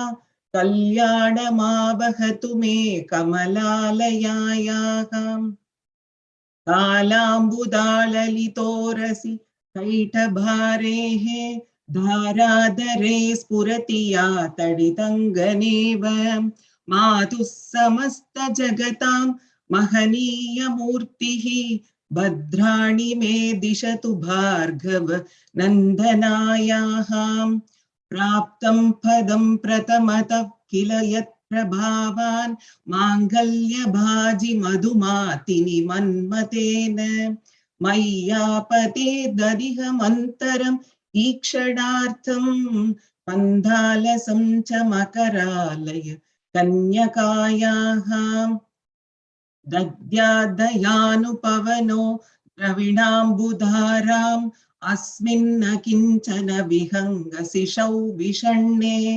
दुष्कर्म घर्ममपनीय चिराय दूरम् नारायण प्रणयिनी नयनाम्बुवाहः इष्टाविशिष्टमतयोऽपि यया दयार्द्र दृष्ट्या त्रिविष्टपपदं सुलभं लभन्ते दृष्टिप्रहृष्टकमलोधर दीप्तिदृष्टां पुष्टिं कृषीष्ट मम पुष्करविष्टरायाः कीर्देवतेति गरुडध्वज सुन्दरीति शाकम्भरीति शशिशेखरवल्लभेति सृष्टिस्थितिप्रलयकेलिषु संस्थितायै तस्यै नमस्त्रिभुवनैकगुरोस्तरुण्यै श्रुत्यै नमोऽस्तु शुभकर्मफलप्रसूत्यै प्रत्यै नमोऽस्तु रमणीयगुणार्णवायै शक्त्यै नमोऽस्तु शतपत्रनिकेतनायै पुष्ट्यै नमोऽस्तु पुरुषोत्तमवल्लभायै नमोऽस्तु नालीकनिभाननायै नमोऽस्तु दुग्धोदि जन्मभूम्यै नमोऽस्तु सोमामृतसोदरायै नमोऽस्तु नारायणवल्लभायै सम्पत्कराणि सकलेन्द्रियनन्दनानि साम्राज्यदानविभवानि सरोरुहाक्षी त्वद्वन्दनानि दुरिताहरणोद्यतानि मामेव मातरनिशं कलयन्तु मान्ये यत्कटाक्षसमुपासना विधिः सेवकस्य सकलार्थसम्पदः तन्तनोति वचनाङ्गमानसैः त्वां मुरारिहृदयेश्वरीं भजे सरसिजनिलये सरोजहस्ते धवलतमां शुकगन्तमाल्यशोभे भगवती हरिवल्लभे मनोज्ञे त्रिभुवनभूतिकरी प्रसीद मह्यम् दिग्गस्तिभिः कनककुम्भमुखावसृष्ट स्वर्वाहिनी विमलचारुजलाप्लुताङ्गीं प्रातर्नमामि जगतां जननीमशेष लोकादिनाथ गृहिणीम् अमृताब्धिपुत्रीं कमले कमलाक्षवल्लभे त्वं करुणापूरतरङ्गितैरभाङ्गैः अवलोकय मामकिञ्चनानां प्रथमं पात्रमकृत्रिमं दयायाः स्तुवन्ति ये स्तुतिभिरभूभिः अन्वहं त्रयीमयीं त्रिभुवनमातरं रमां गुणाधिका गुरुतर भाग्यभागिन भवन्ति ते भुवि बुधभाविताशयाः इति श्रीमद् शंकराचार्य कृत श्री कनकधारा स्तोत्रम संपूर्णम। श्री गुरुभ्यो नमः। Thank you, Kalamalini ji. The next stotram is Govindashtakam. Govindashtaka is a stotra on Lord Krishna, worshipping Govinda, who is supreme bliss, real knowledge, infinite and eternal, who appears manifold due to Maya, and who appears to the world, who appears as the world, who is the Lord of the earth and Shri, and who has no Lord to control him. He is Govinda. Now I invite Srimati Sita Raj to chant Govindashtakam. गुरुभ्यो नमः। गोविन्दाष्टकम्। सत्यं ज्ञानमनन्तं नित्यमनाकाशं परमाकाशं कोष्ठप्राङ्गणरिङ्गणलोलमनायासं परमायासं मायाकल्पिततानाकारमनाकारं भुवनाकारं श्यामानादमनादं प्रणमत गोविन्दं परमानन्दं मृत्स्नामत्स्येति यशोदा ताडनशैशवसन्त्रासं व्याधितवक्त्रालोकितलोका लोकचतुर्दशलोकालिम् लोकत्रयपुरमूलस्तम्भं लोकालोकमनालोकम् लोकेशं परमेशं प्रणमत गोविन्दं परमानन्दम् त्रैवेष्टपरिवीरग्नमश्चित् पारग्नं भवरोहग्नं कैवल्यं नवनीताकारमनाहारं भुवनाहारं मैवल्यस्पुबसेदो वृत्तिविशेष भाषमनापाशं सैवं केवलशान्तं प्रणमत गोविन्दं परमानन्दम् गोपालं पुलीलाविग्रह गोपालं कुलगोपालं गोपीकेलन गोवर्धन धृति लीलालालित गोपालं गोपीर्निगदित गोविन्द स्फुट नामानं बहुनामानं गोपी गोचर दूरं प्रणमत गोविन्दं परमानन्दम् गोपीमण्डल गोष्ठीपेदं पेदावस्तमपेदापं सस्वद्गोगुरनिर्धूतोत्कृत तूलीदूषर सौभाग्यं श्रद्धा भक्तिकृतानन्दम् अचिन्त्यं चिन्तितसन्तापम् चिन्तामणिमहिमानं प्रणमत गोविन्दं परमानन्दम् स्नानानव्यकुलयोषितवस्त्रमुपाद यागमुपारूढं व्याधितसन्धिरददिग्वस्त्रा तादुमुभागर्षन्तं ता निर्धूतत्वयसोगविमोगं बुद्धं बुद्धेरन्तस्तं सत्तामात्रशरीरं प्रणमद गोविन्दं परमानन्दं कान्तं कारणकारणमादि अनादिं कालमनापासं कालिन्दीगदकालिय शिरसि मुकुन्द्यन्तं सुहृदयन्तं कालं कालकलातीतं कलिताशेषं कलितोषग्नं कालत्रयगतिहेतुं प्रणमद गोविन्दं परमानन्दं वृन्दावनभुवि वृन्दारकगण वृन्दारात्यं वन्देऽहं कुन्तापामलमन्तस्मेरसुतानन्दं सुहृदानन्दं वन्द्याशेषमहामुनिमानस वन्द्यानन्दपदद्वन्द्वं वन्द्याशेषगुणाब्धिं प्रणमद गोविन्दं परमानन्दं गोविन्दाष्टकमेतदतीते गोविन्दार्पितसेतायो गोविन्दाच्युत माधव विष्णु गोकुलनायक कृष्णेति गोविन्दाङ्घ्रि सरोजदयानसुधा जलदौत समस्ताहो गोविन्दं परमानन्दं हृद मन्तस्तं ससंप्येदि. Shri Govindashtakam Samtam.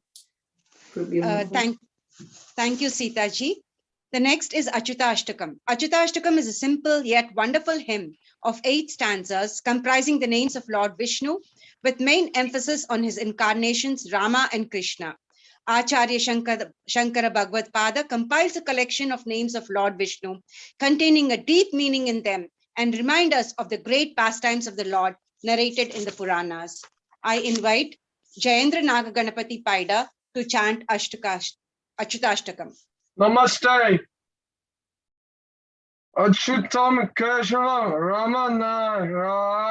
Ramanayanam Krishna Damodaram Vasudavaharam Sridharam Madhavam Govika Vallabham Janaki Nayakam Ramachandra Vajay Achyutam Keshavam Satyavam Madhavam Sridharam Radhika Rati Tam Indriya Madaram Chadasas Sundaram Daviki Nadanam Najram Sanadai Vaishnava Jaslava Shakrina Rupini Ina Janaki Dranaya Valevi Alba Achiyat Kamsavat Vaksine Vasmine Te Namaha Krishna Gopata Rama Narayanam Sripata Vasdava Ashta Sridhar Ashta Atahar Madhava Dwarshika Dwarka Naika Drapati Rakshika Raksha Shobita Sitaya Shobito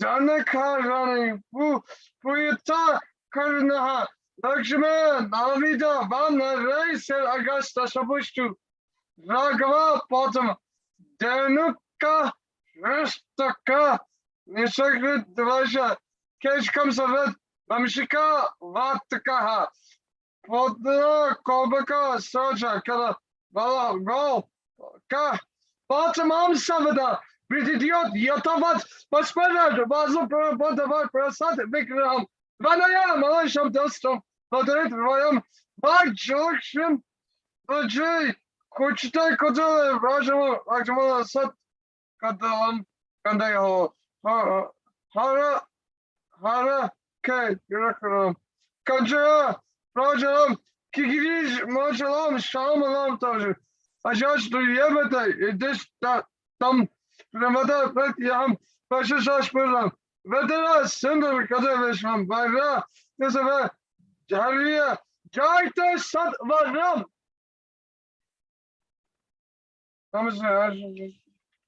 Namaste. Thank you, Jayendra. The next is Shiva Panchakshari Stotram. The lyrics of this stotram have a great meaning, describing Lord Shiva's divine qualities and praises his association with Panchakshari mantra Namah Shivaya. The Shiva Panchakshari Stotram lyrics are composed with in-depth meaning in a way to praise great Lord Shiva by the five-lettered Panchakshari mantra Namah Shivaya, which represents the five basic elements, namely Prithvi, earth, Jala, water, Agni, fire, Vayu, air, and Akasha, space, tattvas, respectively. I now invite Chiranjeevi Nikhil to chant Shiva Panchakshari Stotram. Namaste.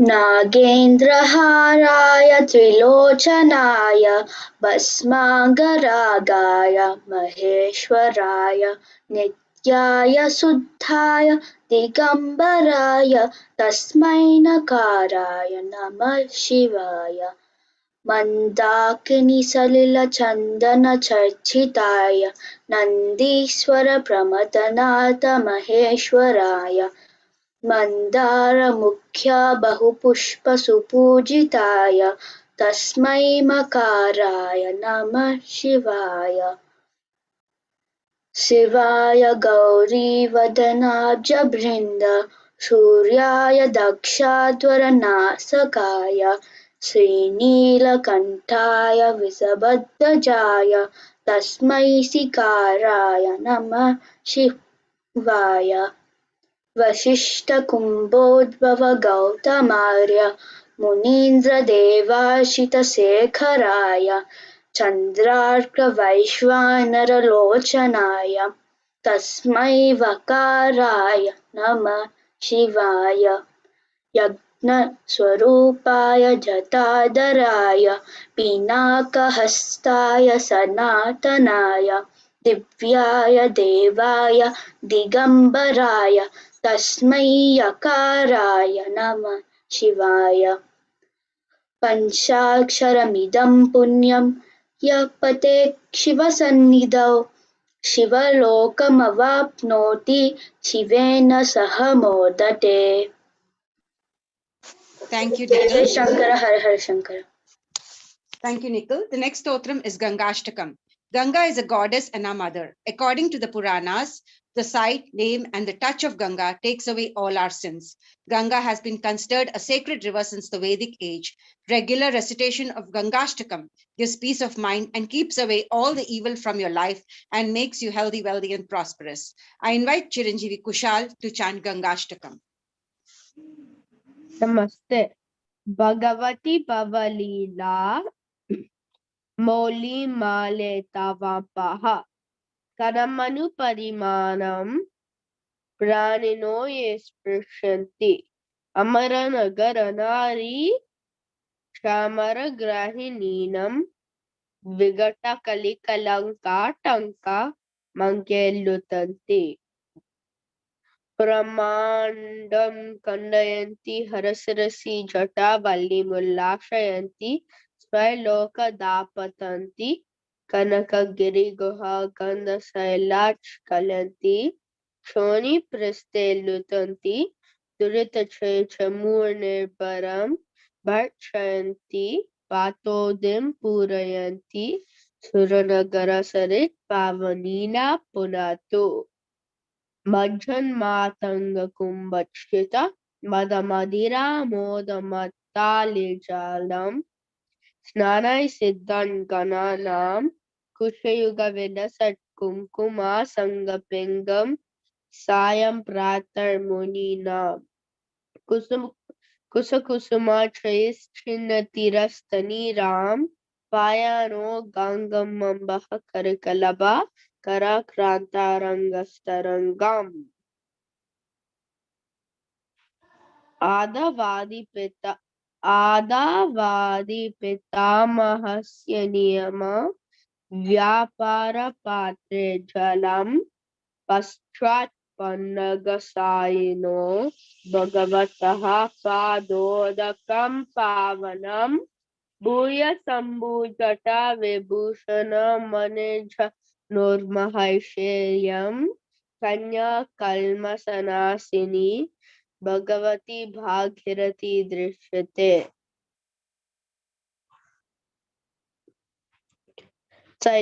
शैलेन्द्रादवतारिणी निर्झले मज्जनोतारिणी पारावार विहारिणी भवभयशिनी समुत्सारिणी शेषंगैरनुकारिणी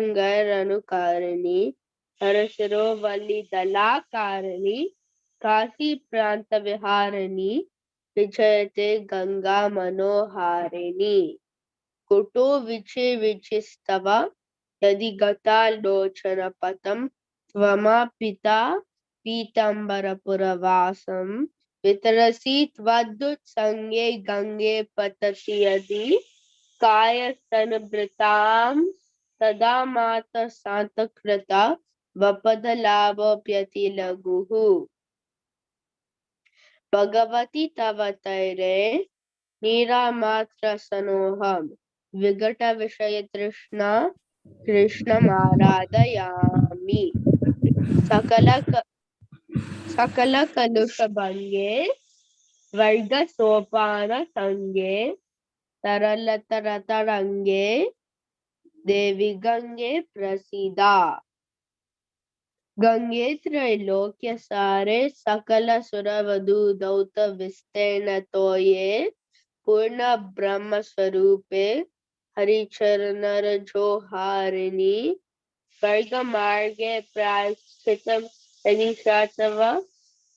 यदि स्यात्तवः छलकनिका ब्रह्महत्यादि पापे कस्त्वं स्तोतुं समर्थः त्रिजगद्गहारे देवी गंगे प्रसीदा मातर्जाह्नवी शम्भुसङ्गमिलिते मौलो निधायाञ्जलिं वतीरेव पुसोऽवसानसमये नारायणहृद्वयं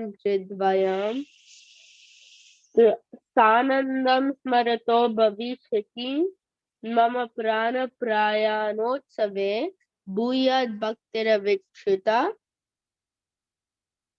हरिहराद्वैतात्मिक शाश्वती गंगाष्टकमिदं पुण्यं यः पठेत् प्रयतो नर सर्वपाप विनिर्मुक्तो विष्णुलोकं स गच्छति. Thank you, Kushal. The next stotram is Annapurna Ashtakam. The main motive of reciting this hymn is to request the goddess Annapurneshwari to provide food and wisdom in our lives and to the world, which can be understood by reading the fourth line of lyrics, Bhikshan Dehi Krupa Valambanakari Mata Annapurneshwari. I invite Kumari Shrija Ishika Panchagnula to chant Annapurna Ashtakam.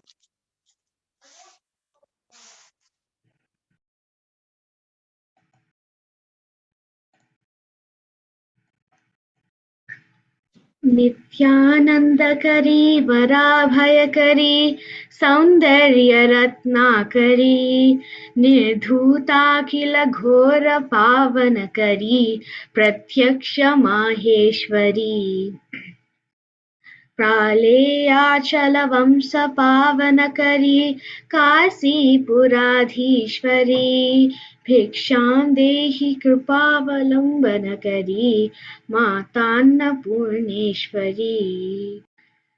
नानारत्न विचित्र भूषणकरी हेमाम्बराडम्बरी मुक्ताहार विलम्बमान विलसत् वक्षोज कुम्भान्तरी काश्मीरागरुवासिता रुचिरा काशीपुराधीश्वरी भिक्षां देहि कृपावलम्बनकरी मातान्नपूर्णेश्वरी योगानन्दकरी रिपुक्षयकरी धर्मैकनिष्ठाकरी चन्द्रार्कानलभाषमानलहरी त्रैलोक्यरक्षाकरी सर्वैश्वर्यकरी तपःफलकरी काशीपुराधीश्वरी भिक्षां देहि कृपावलम्बनकरी मातान्नपूर्णेश्वरी कैलासाचलकन्दरालयकरी गौरी हुमाशाङ्करी कुमारी निगमार्थगोचरकरी ह्योङ्कारबीजाक्षरी मोक्षद्वारकवाटपाटनकरी काशीपुराधीश्वरी भिक्षां देहि कृपावलम्बनकरी मातान्नपूर्णेश्वरी दृश्यादृश्यविभूतिवाहनकरी ब्रह्माण्डबान्धोदरी लीलानाटकसूत्रखेलनकरी विज्ञानदीपाङ्कुरी श्रीविश्वेशसमानप्रसादनकरी काशीपुराधीश्वरी भिक्षां देहि कृपावलम्बनकरी मातान्नपूर्णेश्वरी उर्वी सर्वजयेश्वरी जयकरी माता कृपासागरी वेणी नीलसमानकुन्तलधरी नित्यानदानेश्वरी साक्षान्मोक्षकरी सदा शुभकरी काशीपुराधीश्वरी भिक्षां देहि कृपावलम्बनकरी मातान्नपूर्णेश्वरी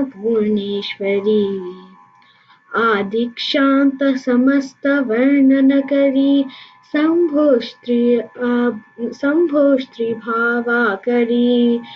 काश्मीरा त्रिपुरेश्वरी त्रिनयनी विश्वेश्वरी सर्वरी स्वर्गाद्वारकपाटपाटनकरी काशीपुराधीश्वरी भिक्षां देहि कृपावलम्बनकरी मातान्नपूर्णेश्वरी देवी सर्वविचित्ररत्नरुचिरा दाक्षायणी सुन्दरी वामा स्वादुपयोधरा प्रियकरी सौभाग्यमाहेश्वरी भक्ताभीष्टकरी सदा शुभकरी काशीपुराधीश्वरी भिक्षां देहि कृपावलम्बनकरी मातान्नपूर्णेश्वरी चन्द्रार्कानलकोटिकोटिसदृशा चन्द्रांशुबिम्बाधरी चन्द्रार्काग्निसमानकुण्डलधरी चन्द्रार्कवर्णेश्वरी मालापुष्टकपाशशाङ्कुशधरी काशीपुराधीश्वरी भिक्षां देहि कृपावलम्बनकरी मातान्नपूर्णेश्वरी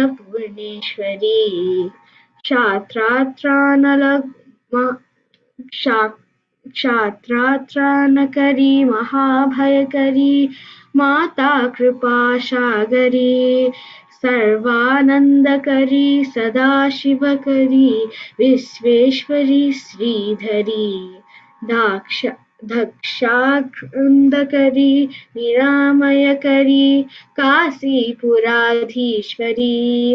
भिक्षां देहि कृपावलम्बनकरी मातान्नपूर्णेश्वरी अन्नपूर्णे सदा पूर्णे शङ्करप्राणवल्लभे ज्ञानवैराग्यसिद्ध्यर्थं भिक्षां देहि च पार्वती माता च पार्वती देवी पिता देवो महेश्वरः बान्धवः शिवभक्ताश्च स्वदेशो भुवनत्रयं सर्वमङ्गलमाङ्गल्ये शिवे सर्वार्थसाधिके शरण्ये त्र्यम्बके गौरी नारायणी नमोऽस्तुते.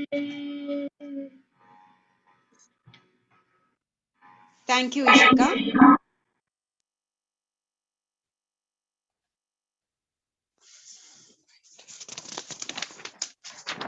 The next stotram is Kalabhairava Ashtakam. Kalabhairava Ashtakam is a Sanskrit Ashtakam written by Adi Shankara. The hymn illustrates the personality of Kalabhairava of Kashi, the god who destroys time, Kala. It consists of 8 stanzas characteristic of an Ashtakam. I invite Srimati Kameshwari Ayala Somyajula to chant Kalabhairava Ashtakam. Om Sri Gurubhyo Namah. Devraj सेव्यमान पावनाग्रिपङ्कजं व्यालयज्ञसूत्रमिन्दुशेखरं कृपाकरं नारदादियोगिवृन्दवन्दितं दिगम्बरं काशिकापुराधिनाथ कालभैरवं भजे भानुकोटिभास्वरं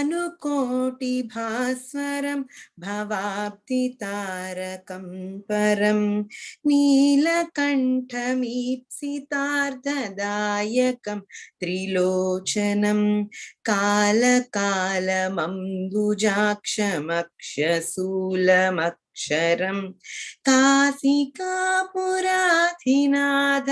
कालभैरवं भजे शूलटङ्कपासदण्डपाणिमादिकारणं श्यामकायमादिदेवमक्षरं निरामयं भीमविक्रमं प्रभुं विचित्रताण्डव प्रियं काशिकापुराधिनाथ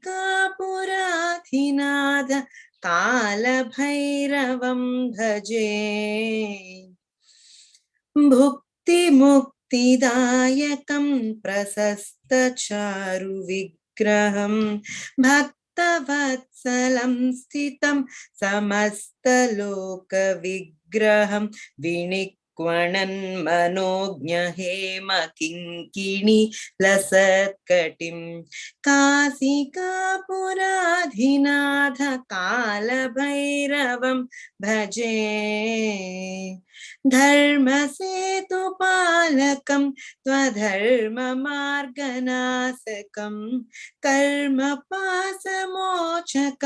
सुसर्मदायकं विभुं स्वर्णवर्णशेषपाश शोभिताङ्गमण्डलं काशिकापुराधिनाथ कालभैरवं भजे रत्नपादुकाप्रभाभिरामपादयुग्मकं नित्यमद्वितीयमिष्टदैवतं निरञ्जनं मृत्युदर्पणासनं कराळदंष्ट्रमोक्षणं काशिकापुराधिनाथ कालभैरवं भजे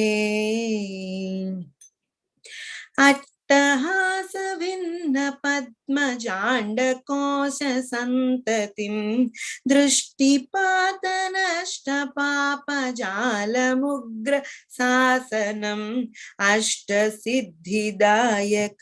कपालमालिकं धरं काशिकापुराधिनाथ कालभैरवं भजे भूतसङ्घनायकं विशालकीर्तिदायकं काशीवासलोकपुण्यपापशोधकं विभुं नीतिमार्गकोविदं पुरातनं जगत्पतिं काशिकापुराधिनाथ कालभैरवं भजे कालभैरवाष्टकं पठन्ति ये मनोहरं ज्ञानमुक्तिसाधनं विचित्रपुण्यवर्धनं शोकमोहदैन्यलोभ कोपतापनाशनं ते प्रयान्ति कालभैरवाङ्घ्रिसन्निधिं ध्रुवम्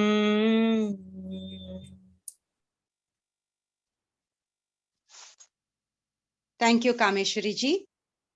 The next stotram is Sri Lalita Pancharatnam. It consists of 5 verses, each one explaining the divine qualities and importance of the Mother of Universe. I invite Rishi Raj Panchagnula to chant Sri Lalita Pancharatnam. प्रातः स्मरामि ललिता वदनारविन्दं बिम्बादरं मृदुलमौक्तिकशोभिनाशम् आकर्णदीर्घनयनं मणिकुण्डलाढ्यं मन्दास्मितं भृगुमतोज्ज्वलफालदेशम् प्रातर्भजामि ललिताभुजकल्पवल्लीं रत्नाङ्गुलीयलसदङ्गुलिपल्लवाद्यां माणिक्यहेम वलयाङ्गदशोभमानं पुण्ड्रेक्षु चापकुसुमेषु सुनिदतानाम्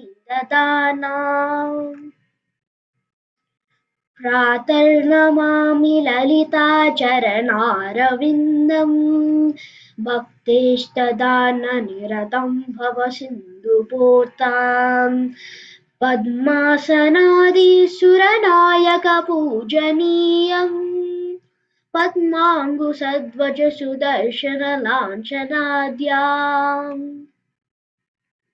प्रातस्तुवे परशिवां ललितां भवानीं त्रयन्तवेदविभवां करुणानवाद्यां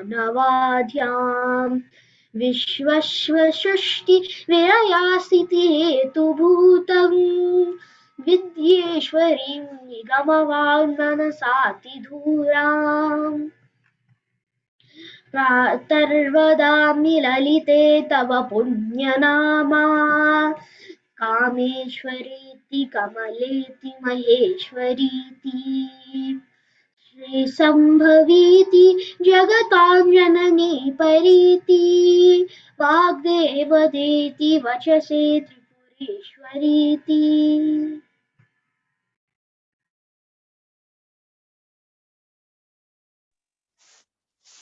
Thank you, Rishi. The next stotram is Shiva Panchakshari Stotram, Shiva Panchakshara Nakshatramala Stotram.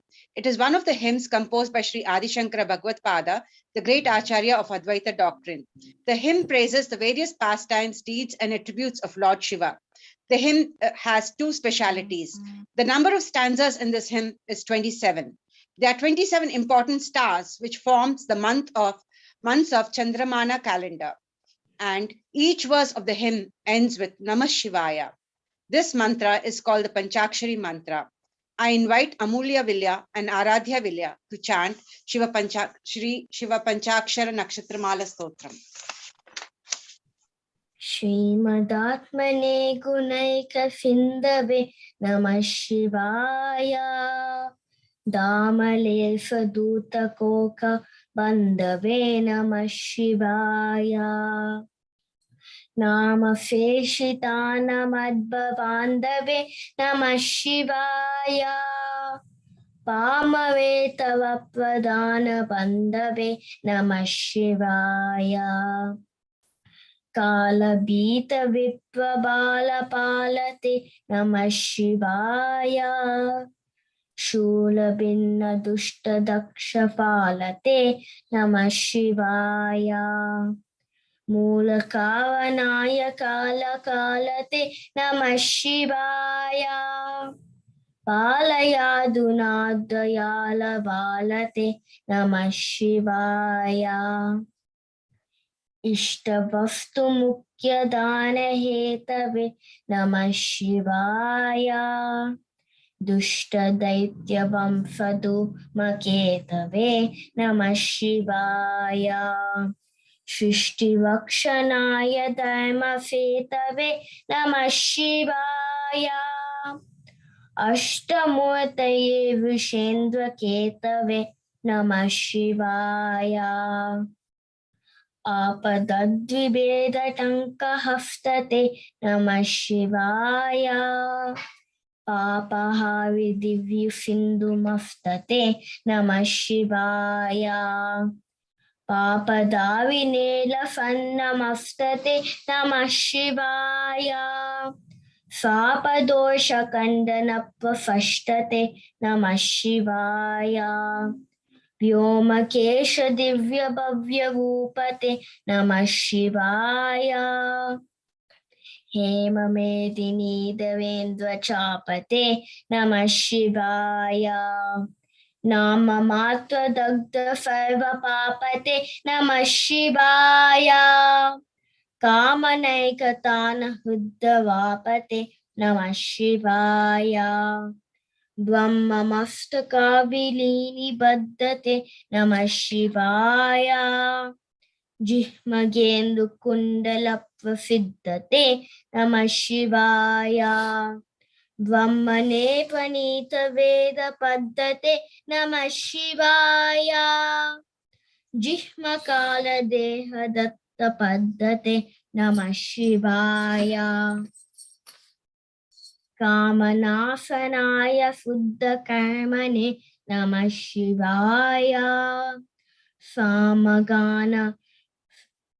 सामगान जायमान शर्मणे नमः शिवाय हेमकांति चाकचक्यवर्मणे नमः शिवाय सामजाफुवांगलब्धचर्मणे नमः शिवाय जन्म मृत्यु गोव दुःखहारिणे नमः शिवाय चिन्मयैकभूपदेहदारिणे नमः शिवाय मन्मनोवदावपूर्तिकारिणे नमः शिवाय षण्मनोगताय कामभैरिणे नमः शिवाय यक्षवाजबन्धवेदयालवे नमः शिवाय दक्षपाणिशोभिकाञ्चनालवे नमः शिवाय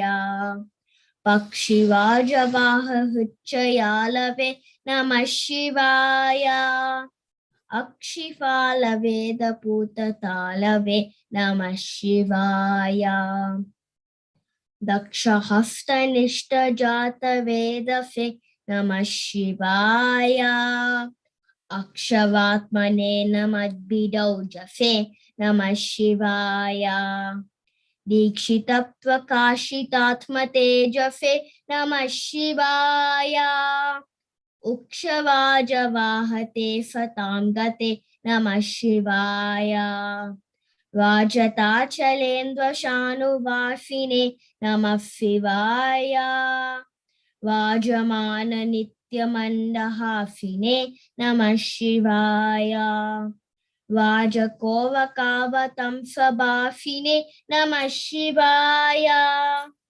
वाजमित्रताप्रकर्षिणे नमः शिवाय दीनमानबालिकामदेनवे नमः शिवाय शूनबाणदाह कृत्कुफानवे नमः शिवाय स्वानुवागभक्तवत्नफानवे नमः शिवाय दानबान्धकावचण्डबानवे नमः शिवाय सर्वमङ्गलाकुचाग्रसायिने नमः शिवाय सर्वदेवतागणातिशायिने नमः शिवाय पूर्वदेवनाशसंविदायिने नमः शिवाय सर्वमन्मनोजभङ्गदायिने नमः शिवाय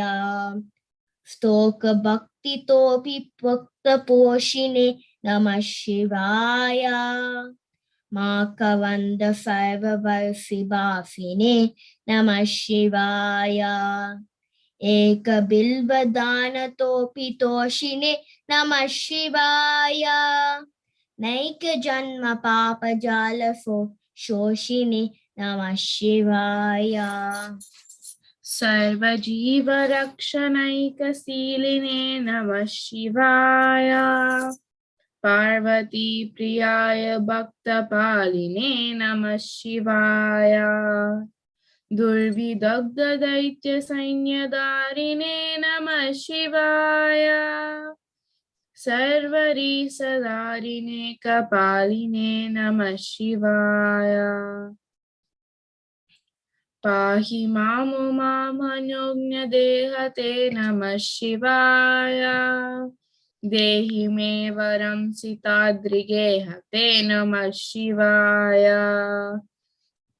मोहितैषि कामिनी समूहते नमः शिवाय स्वेहित प्रसन्न कामदोहते नमः शिवाय मंगलप्रदाय गोतुरंगते नमः शिवाय गंगया तरंगितोत्तमांगते नमः शिवाय संगर प्रवृत्त वैरिभंगते नमः शिवाय अंगजारये करे कुरंगते नमः शिवाय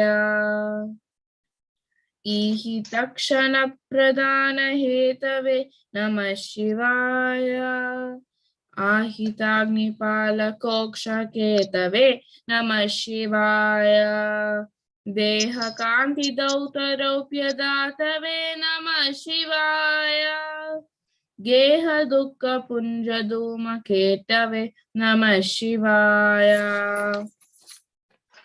रक्षदीन सत्कृपा कटाक्षते नमः शिवाय दक्ष सप्ततन्तुनास दक्षते नमः शिवाय वृक्षराजभानुपावकाक्षते नमः शिवाय रक्ष मां प्रपन्नमात्र रक्षते नमः शिवाय यन्कृपाणये शिवङ्करायते नमः शिवाय शङ्कटाब्दितीर्ण किङ्करायते नमः शिवाय पङ्कभीष्टाभयङ्करायते नमः शिवाय पङ्कजासनाय शङ्करायते नमः शिवाय कर्मपाशनाशनीलकण्ठते नमः शिवाय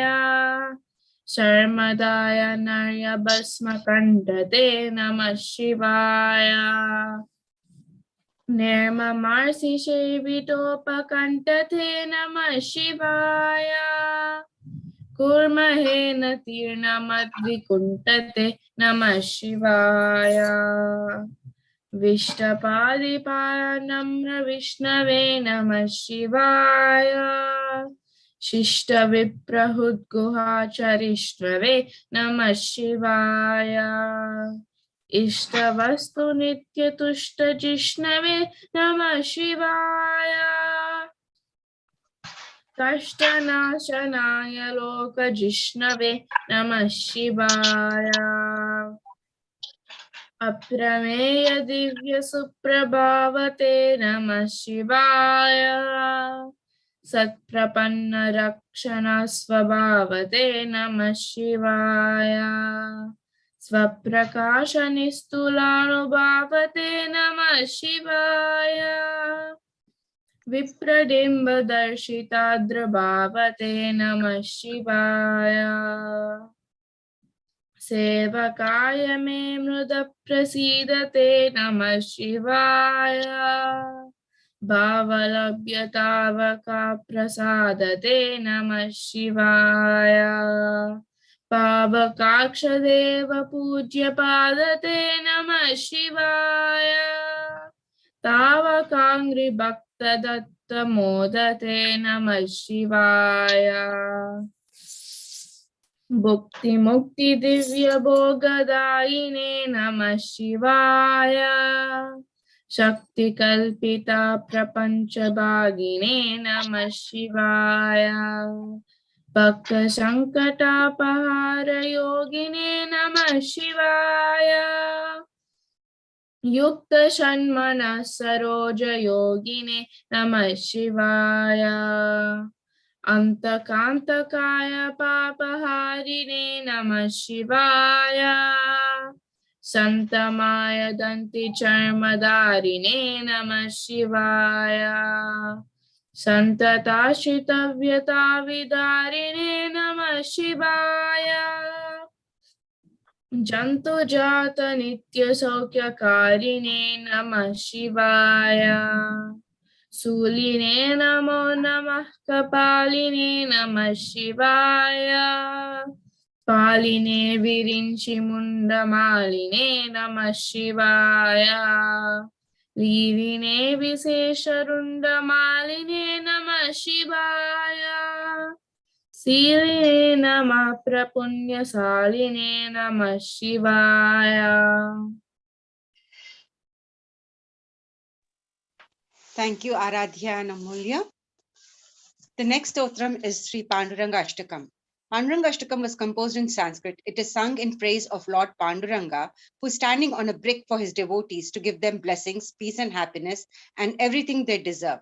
This great prayer has been written by Adi Shankara, extolling the virtues of the deity of Pandharpur in Maharashtra.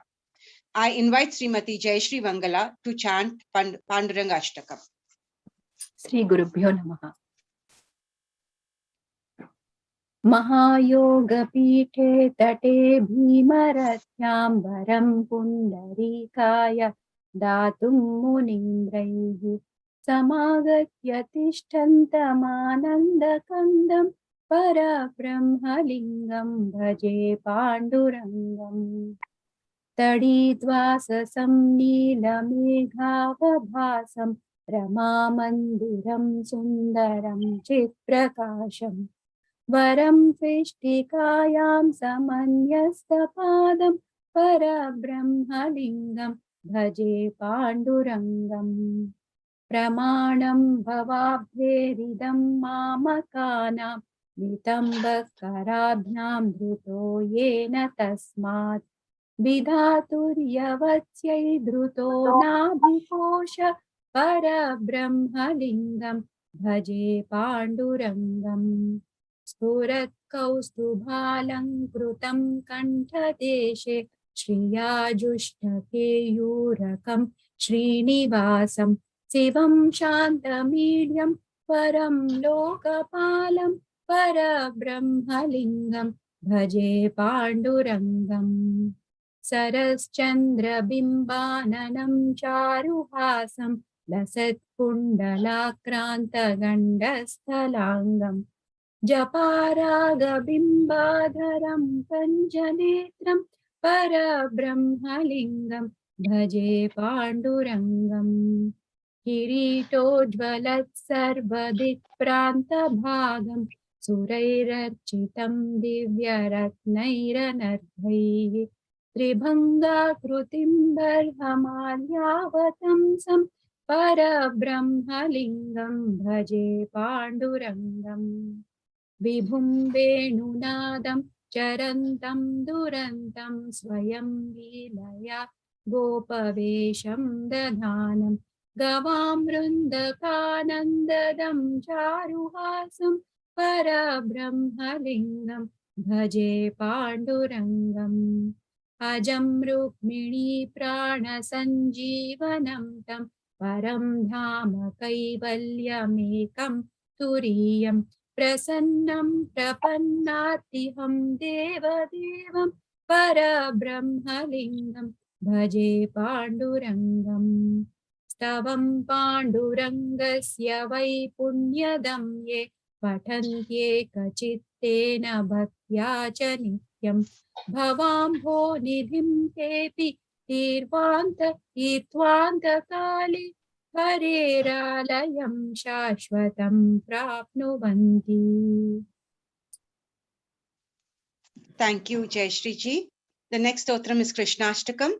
Krishnashtakam is one of the popular hymns on Lord Krishna, which is composed of simple lyrics, yet with beautiful meaning, and explains several aspects related to Lord Krishna. Starting with the lyrics, Vasudeva Sutam Devam. This Krishnashtakam is a hymn of 8 stanzas, and each one ending with the verse, Krishnam Vande Jagat Gurum, signifying that Lord Krishna is the greatest Guru of the world.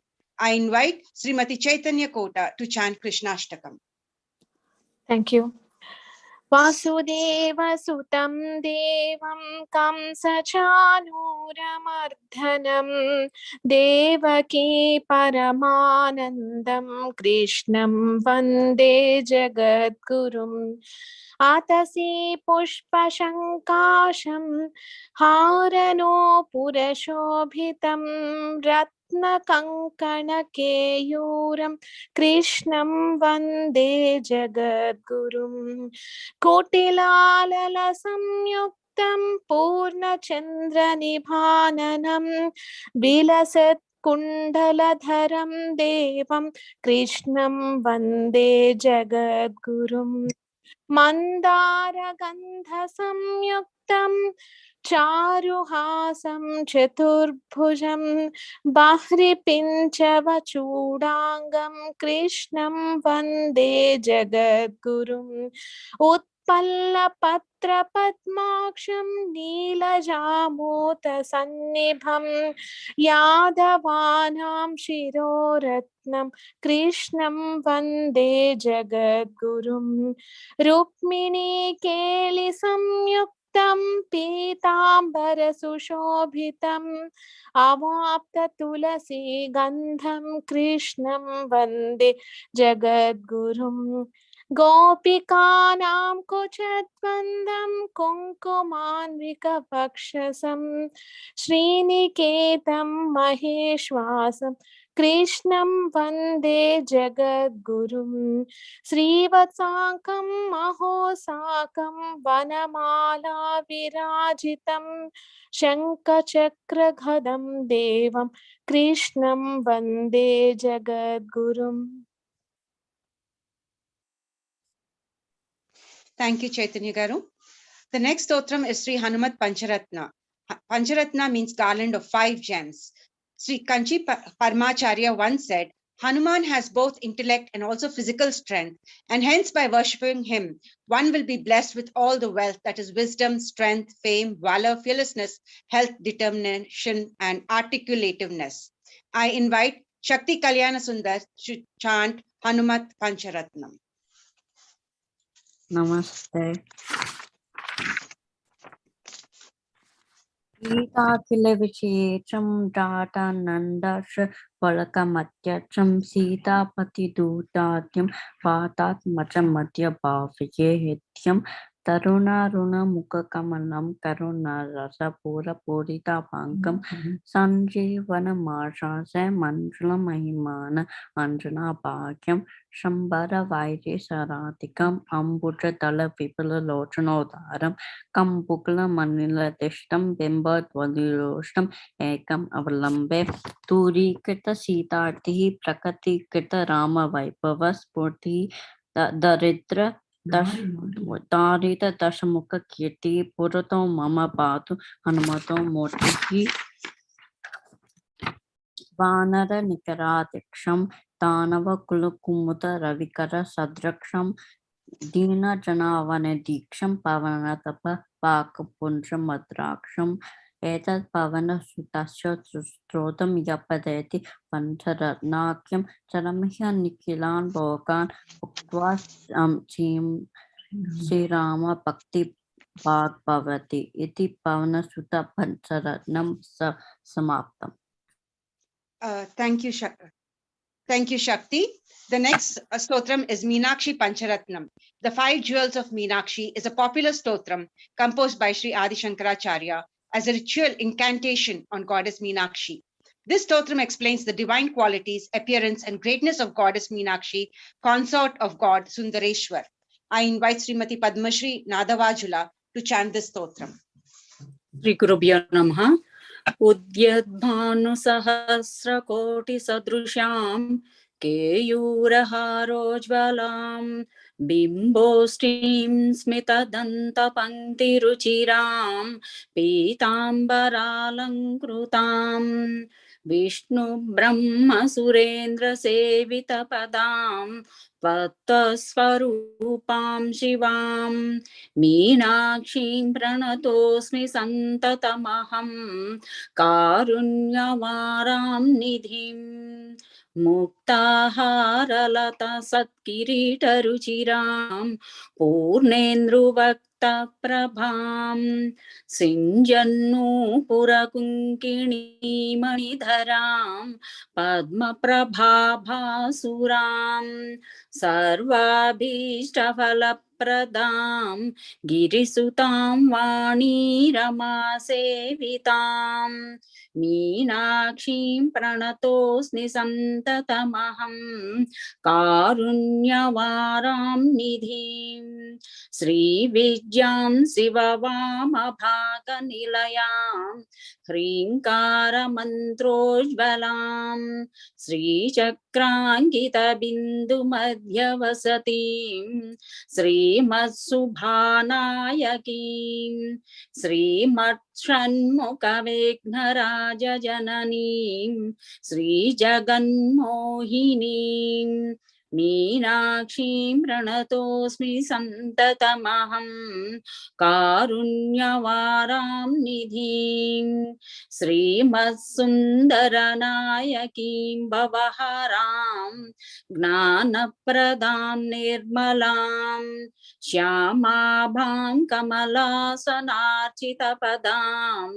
नारायणस्यानुजां वीणावेणुमृदङ्गवाद्यरसिकां नानाविधामम्बिकां मीनाक्षीं प्रणतोऽस्मि सन्ततमहं कारुण्यवारां निधिं नानायोगिमुनीन्द्रहृत्सुवसतीं नानार्धसिद्धिप्रदां नानापुष्पविरिजिताङ्घ्रियुगलां नारायणेनार्चितां नादब्रह्ममयीं परात्परपरां नानार्धतत्त्वात्मिकां मीनाक्षीं प्रणतोऽस्मि सन्ततमहं कारुण्यवारां निधिम्. Thank you, Padma Garu. The next stotram is Guru Ashtakam. Adi Shankara has written this octet in praise of his Guru, Govindapada, and in general in praise of all teachers. He emphasizes that without deep devotion to the spiritual teacher, all our attainments are without any meaning. I invite Sri Sayatan Sahu ji to chant Guru Ashtakam. Shri Gurubhyo Namaha. Shariram surupam tathava kalatram yashascharu chitram dhanam merutulyam manaschena lagnam gururangri padme tatah kim tatah kim tatah kim tatah kim kalatram dhanam putra pautradi sarvam griham bandavah sarvametaddihi jatam manaschena lagnam gururangri padme tatah kim tatah kim tatah kim tatah kim षडंगादि वेदो मुखे शास्त्र विद्या कविद्वादि गद्यम सुपाद्यम करोति मनश्चेन लग्नम गुरुरांघ्रि पद्मे ततः किम ततः किम ततः किम ततः किम विदेशेषु मान्यः स्वादेशेषु धन्यः सदाचार वृत्तेषु मत्तो न चान्यः मनश्चेन लग्नम गुरुरांघ्रि पद्मे ततः किम ततः किम ततः किम ततः किम क्षमा मंडले भूप भूपाल विंदे सदा सेवितम यस्य पादार विंदम मनश्चेन लग्नम गुरुरांघ्रि पद्मे ततः किम ततः किम ततः किम ततः किम यशो में गतम दीक्षु दान प्रतापात जगत वस्तु सर्वम करे यत् प्रसादात मनश्चेन लग्नम गुरुरांघ्रि पद्मे ततः किम ततः किम ततः किम ततः किम ना भोगे ना योगे ना वा बाजी राजो ना कांत मुखे नैव वित्तेषु चित्तम मनश्चेन लग्नम गुरुरांघ्रि पद्मे ततः किम ततः किम ततः किम ततः किम अरण्ये नाव स्वस्य गेहे ना कार्ये ना देहे मनो वर्तते मे त्वान नर्घे मनश्चेन लग्नम गुरुरांघ्रि पद्मे ततः किम ततः किम ततः किम ततः किम गुरुरष्टकम यह पठेत पुण्य देहि यतिर भूपतिर ब्रह्मचारी चा गेहि लभेत वांछितर्थम पदम ब्रह्म संज्ञम गुरुरुक्ता वाक्ये मनो यस्य लग्नम Jai Jai Shankara, Har Har Shankara. Thank you, Saitanji. The last stotram for today is Totaka Ashtakam. Totaka Ashtakam contains 8 stanzas and are composed in a way where the terms are beautifully placed, explaining the Jagadguru's greatness. Apart from explaining Shankara's compassion, his knowledge on Advaita Vedanta and his importance, both the lyrics and Totaka Ashtakam meaning seeks the blessings and protections of Guru to grant the divine knowledge and to uplift from the cycle of samsara. I invite Srimati Shailaja Kasiraju to chant Totaka Ashtakam. Shri Gurubhyo Namaha. Vidita kila shastra sudha jalade mahitopanishad kadita dhanide Hrudaye kalaye vimalam sharanam bhava shankara desika me sharanam Karuna varunalaya palaya ma bhava sagara dukkha vidhuna hrudam Rachaya kila darsana tattva vidham bhava shankara desika me sharanam Bhavata janata suhita bhavita nijabodha vicharana charumati Kalayeswara jiva viveka vidam bhava shankara desika me sharanam Bhava eva bhavaniti me nitaram samajayata chetasi kautukita Mama varya moha mahajaladim bhava shankara desika me sharanam Sukrute dikrute bahuda bhavatu bhavita samadarsana lalasata Atidina mimam paripalayama bhava shankara desika me sharanam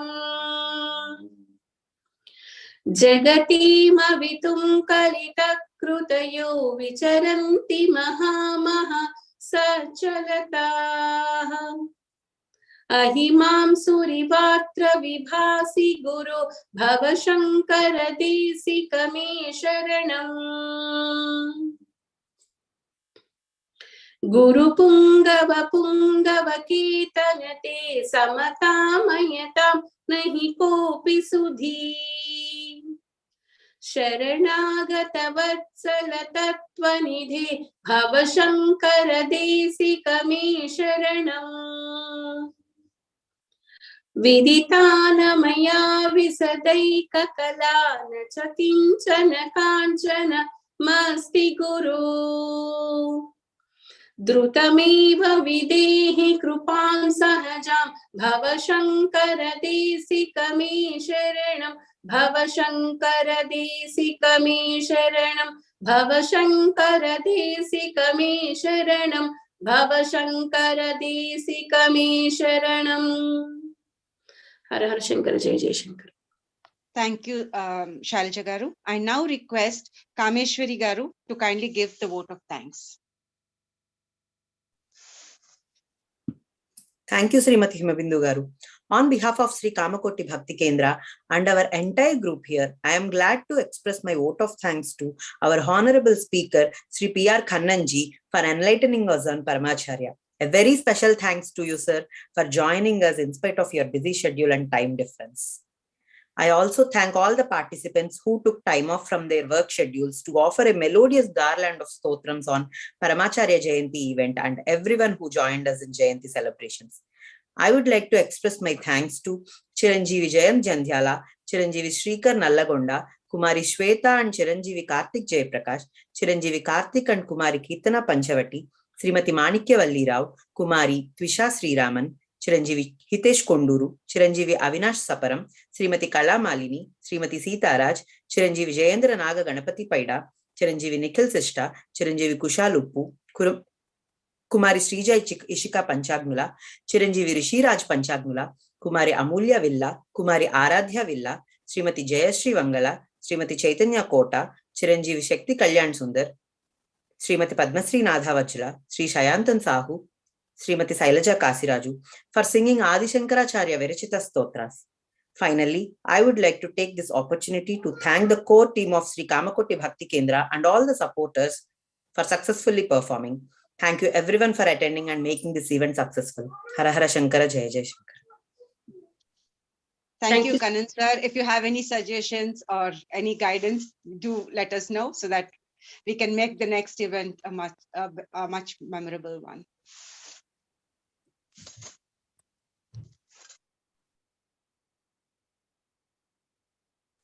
It was a very nice program. A lot of children, though they have not been trained fully, have tried their best. I think it's a very good start. Please keep it up. And it is very nice that you concentrated on Adi Shankara Stotras today, very appropriate.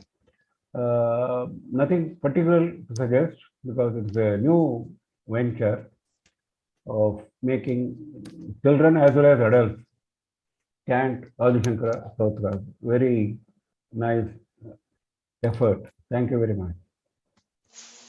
Thank you, sir. Thank you very much. Thank you, everyone, all the participants. Hara Hara Shankara, Jai Jai Shankara. I'm closing this meeting. Thank you once again.